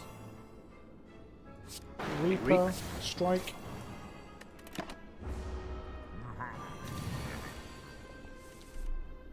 Uh, 17 damage coming into uppercut. Weaken it. Then we go... Bit of a block and a strike for 20. 2-2-1. One more turn. 35 coming in. I think it just keeps doing this over and over now. So rage. Oh, I should have missed first. Oh, shrug. Strike. Oh, yeah, sorry, yeah, and we do more damage the more spells we cast. Look, whenever you play a card, you have to do 10% more damage this turn. So, cleave, strike. 35 comes in. Nothing, that's 41. I think you can one-shot it here, though. Yeah, I think so. I think we've got it. Oh my god, this shit. Who needs to defend? Sun Tzu once said. Good defense. 161. Good offense is a good defense. Yeah, get all the strength things. That's what he said, wasn't it? Sun Tzu. Yeah. Get all the strength upgrades. Healing is 50% more active. I've never seen that relic before. Huh. Ooh, that's pretty good. Okay, Toke. almost there. Get rid Okay, of let's defense. take this. Well, no, yeah, 3. We got 3 and 3, so I would take off a strike now. Okay. Because, like you said, we don't want to get rid of all of our defensive cards. Yeah, we need to block sometimes. Relic. Toxic Egg. Whenever you add a skill to your deck, upgrade it. Bit late, but okay. Cool. Yep. One more elite before we get to the boss. Yeah, we can do it on elite. Oh. Yeah. Don the red mask and gain 222 coins. That Sure. seems good. I mean, we're not going to be able to go to a shop. I think there is a shop. No. that's so shit. Well, that's a bad RNG. Well, if we for go us. up through some of those question marks, maybe we'll get. Yeah, okay. We'll maximise our question mark run. Got 2 more shots to hit one. Block 2. Draw a card. Random pummel 6 times 4. Okay. Okay. Draw 3 cards. What do we get? Inflame. Cool. Nice. That now just kills one of these, right? 8 times 4 is the 20. 8 times 8, 16, 24. 24. Oh, or it comes in, you get a shop after the boss before the gate boss, the key boss.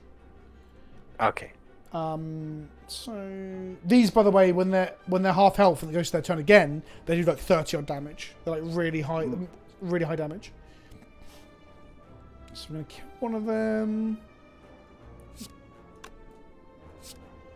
Yeah, let's kill one of them. I'm gonna uppercut the boss. Yep. And then we can go. And strike to kill. I'm gonna draw 2 the cards. other thing. 48 damage. Walkway. Guess we'll strike next And strike turn. is matey. Oh yeah, actually.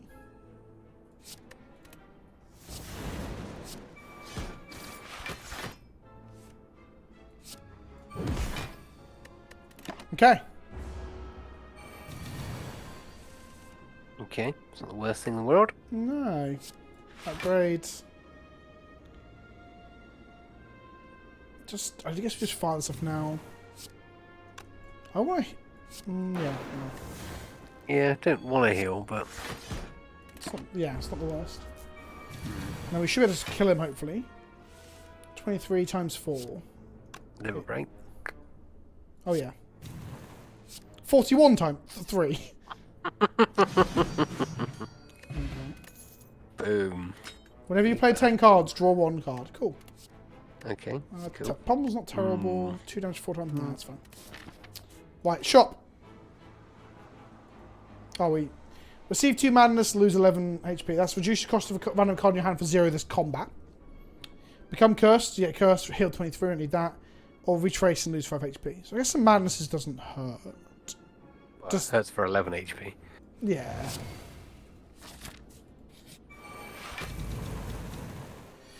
Okay, So another round of combat. cast a madness. Get a strike for free.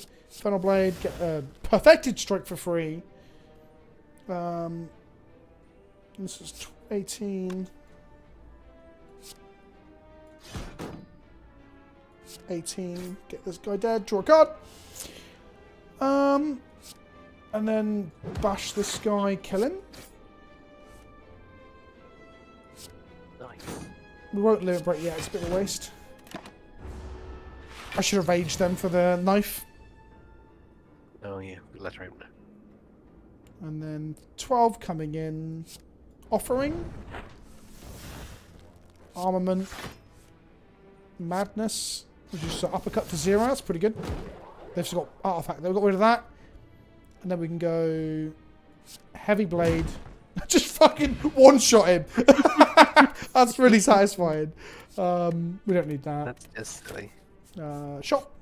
Nope. Nope. Fight a big... Fighting a... Is this boss that hard? Our deck seems very good. And we are going for the boss beyond the boss, so... Maybe we should... Discretion is the better part of that. Chat, can we beat this? I can't remember what these guys do. Well, let's definitely not do it then. You reckon? You're not a gambling man, are you, Rob? Not at this... We're so close. We're so close to success. Yeah, okay, let's leave.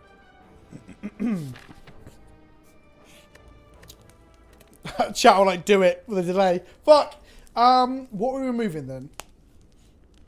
Madnesses are okay. They do trigger the letter open. They make some of our cards cost 0. Are they? Excuse me. Oh, everyone in chat thinks they were chumps. We could do it. Oh well. So, I'm going to strike. Fucking hell. Let's clear my throat. Coughing your guts up over there. Been really bad for a couple of days. Okay, this is the kind of hands I guess you don't want to see. Although, actually, if we cast both of them, we just don't Twin Strike and Heavy Blade get reduced. Right, so this is the thing. So, that's 2 spells done. I guess gain some armor. Heavy Blade.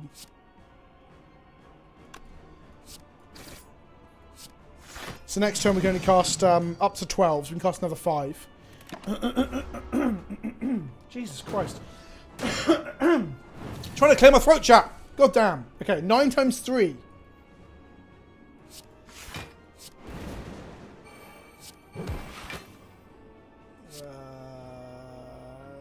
Yeah, I got two more spells. Oh, I'm an idiot. I couldn't cut. Fuck. Can we get a free spell here? Let's try it. Yeah, okay. This will end the turn, but then we get a fresh turn next turn. That's my theory, right?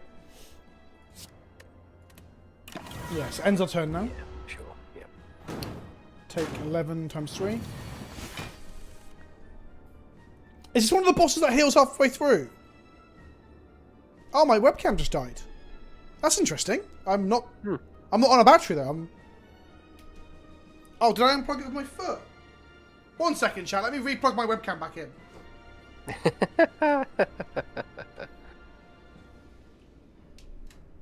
that better? There we go. Okay, yeah. I think I pulled the cable out of the fucking bottom of it. 31 coming in. We've got 12 spells we can cast. 2 strength gain. Offering. A free heavy blade, okay. See what Infernal Blade is. Reckless Charge, 17 damage, shuffle of days in. So limit break to 20.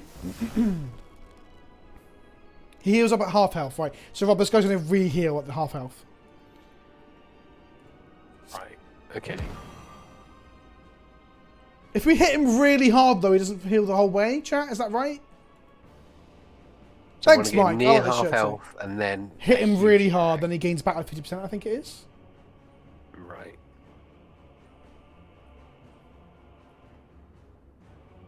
23 coming in, so we don't mind about that.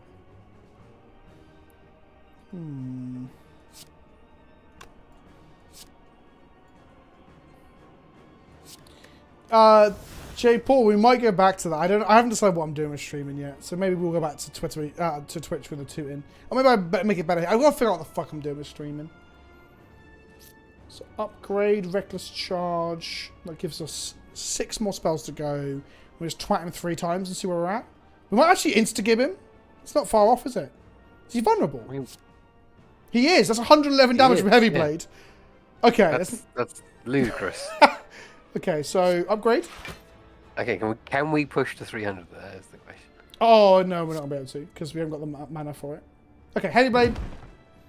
And then another 45.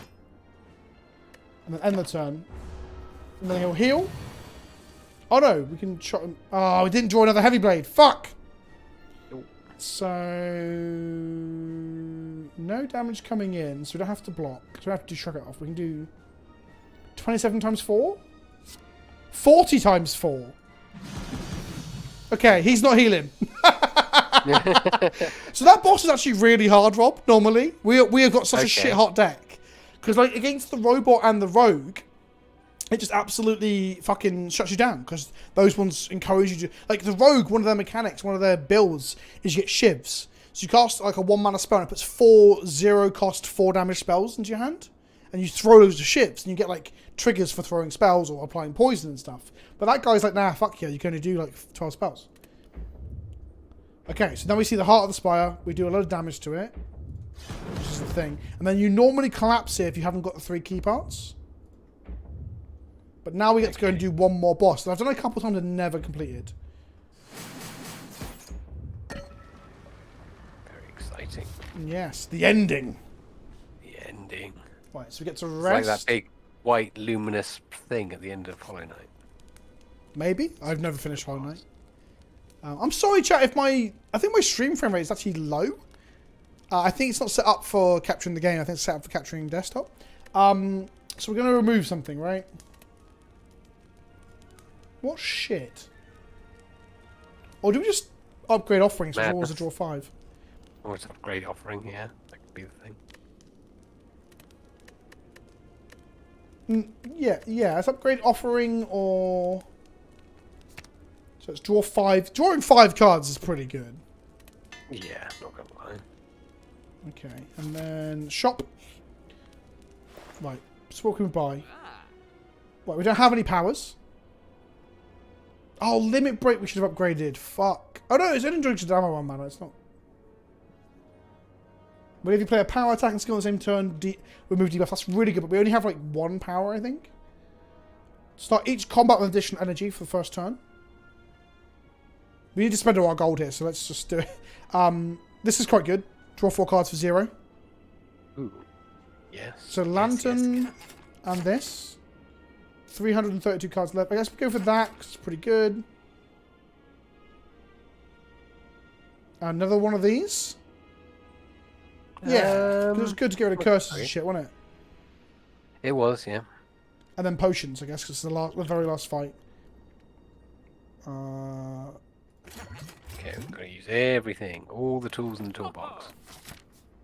So we're on elite. Okay. So I don't remember what these do, because I've only played them against the mortar twice. So they have Artifact, which removed it from it. Deals 50% more damage if it's attacking you from behind. Oh, when we attack, we turn towards it. It's going to block, and it's got strength, and this is just got strength. It's 6 times 2. Okay. So. What's the plan? Oh, fuck. Oricum just revealed in chat, Rob, that limit break exhausts, but if you upgrade it doesn't, so you can cast it multiple times in a fight, so you can get, like, stupid strength. Ah. I'm a fucking idiot. Okay. Amazing. It does seem amazing. Cool. Good to know for next time. So let's Infernal Blade and see what we get. Just a casual 36 for 0. Good shit. Okay. Next up, Warcry. We'll put Reaper... what do we want to cast this Reaper turn? needs to go back. Later, don't we? Yeah, because we want to do that one with some health. So needs restoring. Drink this for 4 plate. So... this is not attacking, so we're just going to hit the things attacking. I don't know if there's any hidden elements to this fight, Rob. Well, I guess we're going to find out. I guess so. We'll go cleave them all. Heavy blade this one. Yep. Hit like that. We drew the Reaper because we played 10 cards. Oopsie, never mind. Shove back in. Right. Okay. Oh, it puts burns in our deck. 21 on the left. 12 times 3 on the right. Okay. Our hand is kind of garbo too. So this Madness right now just makes this cost 0. So I'm going to Burning Pact, get rid of the Defend card. Okay. Then I'm going to Burning Pact, get rid of the Madness. Because we want to go Rage into some spells, I guess. Yeah, Let's draw an attack and see what we get.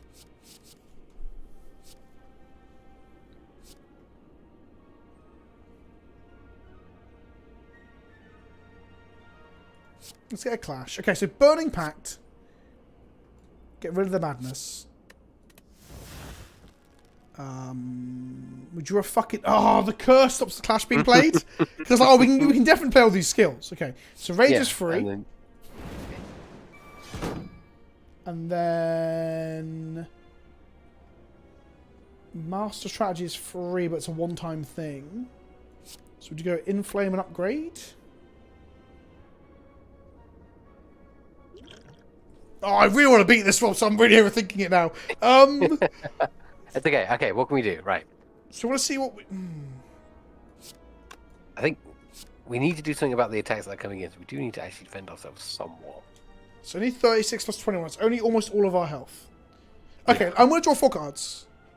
Yes, that seems like the right thing to do. Right. Gain 2 armor, draw another card. Just block. Yeah. Cool. Madness is going to reduce 1 spell. So it's going to be the Armament, the Bash, the Twin... It's the Armament. That's good. It's Armament for free. Gain some armor. Cool. And then if we play... So now we've got 2 energy. We can weaken one of them, which will reduce the damage, right? So we're going to weaken the one with the multi-attack.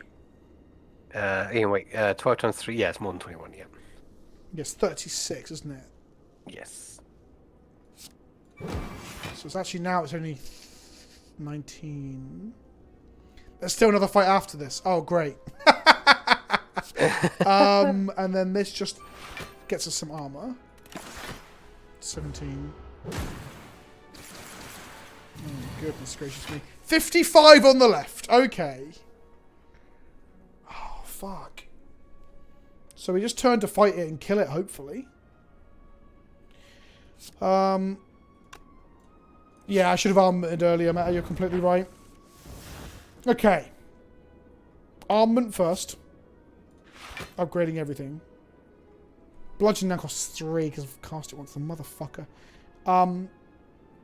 Limit Break and Burning Pact being our... And Shrug It Off being our only last skills to get Clash online. I don't think we have to play towards that. Let's gain 11 block and draw some cards. Finesse.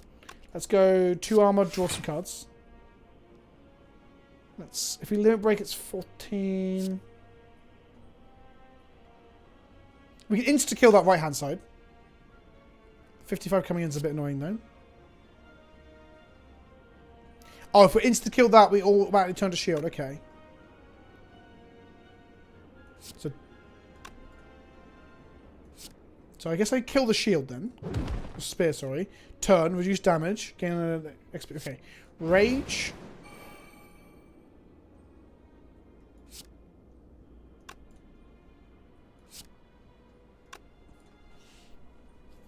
Limit Break doubles our thing.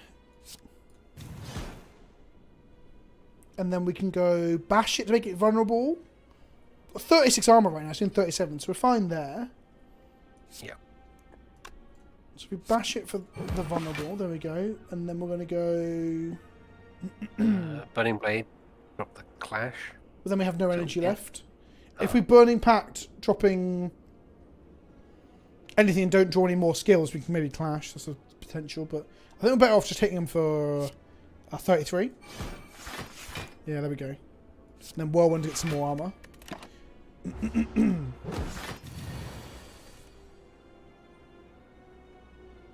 Need to do 60 damage. Easy.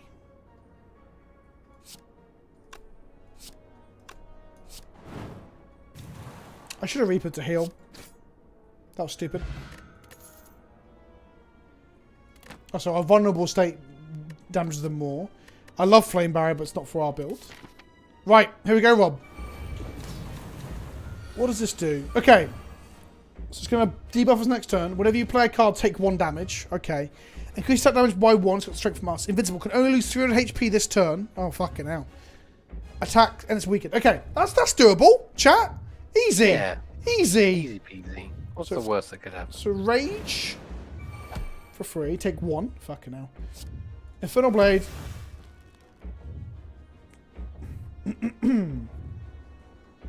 We're trying to get this heavy blade to cost 0 thanks to the madness, right? That's what we're gonna try and do. Yes, that sounds like the plan. Let's exhaust a card. Probably this thing. Shit. Armament. Let's give it a go. Oh, nailed it! So lucky. Better lucky than good. 34 damage. What do we want to do? 14 and apply some vulnerable.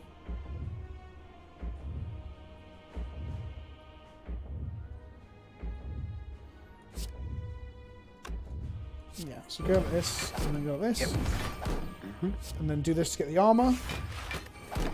Oh no, don't do that, because it pings us. Shit on that. Oh, fucking hell, that's a lot of debuffs. Oh no. We shouldn't have used that thing that exhausts things so early. That was bad. Yes, that was really bad. Okay, so now we're going to draw just basically a lot of crap. Well, okay, so let's go...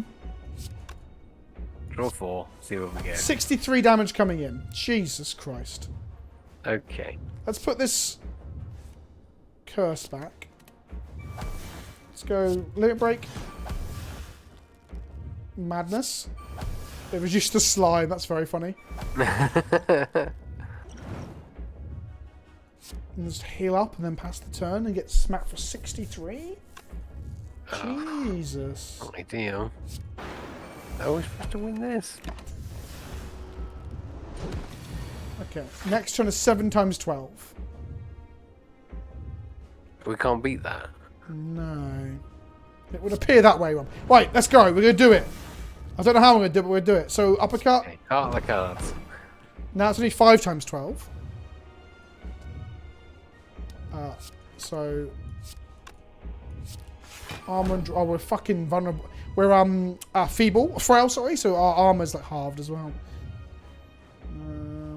So we're going to exhaust this burn.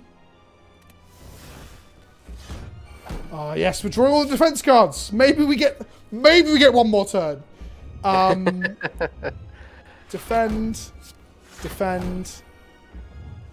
Defend. Defend. No, we're dead. Okay. Well, checking a heavy blade anyway. Oh! And I've never beaten this fucking thing. How are you supposed to do that? I think I have beaten the ones before once, and then I've never beaten this thing. That's absurd. If you close the game and restart, the fight will restart. I'm tempted to give it one more go. Did we just get unlucky with it, cycling the 63 damage? Oh, preserving our buffer. But that means we can't cast spells in the first turn. So exit game.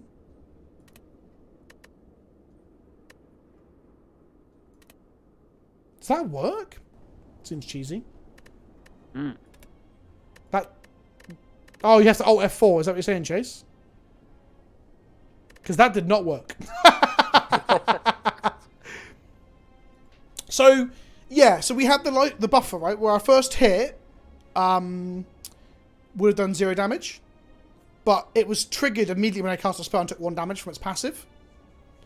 So I guess the first turn you cast nothing. And next one takes 63, and then you might have an easier ride, because the 62 might be like the first big one or whatever. Yeah. That's still a lot of damage. Generally, no, I've never beat the heart. I've done like Ascension 6, I think it is. So to explain to you, Rob, how that works. When you have these champs here, every time you beat the final boss... Mm-hmm. Oh, wait a minute! No way! Okay, so when you beat the boss before the key door, you get an Ascension unlock. Yeah? And then there's 20 of them per character. And each one adds a new layer of complexity to the game, or difficulty. Yeah. And I'm like Ascension 6 or 7 with like 2 of these on the Xbox. Because we didn't complete the Spire, it's not unlocked Ascension 2 for us. Oh, because we chose to do... That's really interesting. I didn't realise that. But no, I just don't bother going to that heart boss, because the first couple of times I've done it with any of the characters, I just got wrecked. So I normally I'm trying to grind the Ascensions out on the Xbox because of the achievements. But Steph is sick of Slay the Spire. It's not like, say there's like 20 minutes before dinner and she's cooking, Slay the Spire. And then, or like, I don't know, something's happening, we're waiting for something, Slay the Spire. It's just like, don't start a run, because I always want to finish the run, right? No, so we already had Ascension 1, and because we went into that boss, I reckon, it didn't give us Ascension 2. That's really strange. Oh, so Stephen Barr in chat is saying if you gain armor, you can keep the barrier. Interesting. So my first spell should have been an armor spell. Right. Fascinating stuff. Well, thank you everyone. That was fun. That was way more fun than playing Modern Legacy at the moment, or has been for a while actually. Magic's a weird one. I really want to stream it more, but like, streaming Commander's a pain in the ass. I enjoy Commander a lot at the moment. Another format's kind of frustrating to play. I don't know. I just don't know where I'm at with playing Magic on stream and shit. I'll figure it out. Well, thank you, everybody. I'm going to disappear now. We're not going to raid anyone because you can't do that on YouTube. So I'm just going to click the end stream button. If you enjoyed this, subscribe. I don't fucking know. I don't know how to end a YouTube stream. Tell your friends. Tell your friends how great I am. Bye. I'll catch you all later. If you're on the Discord, I'll be on the Discord playing some League now for a couple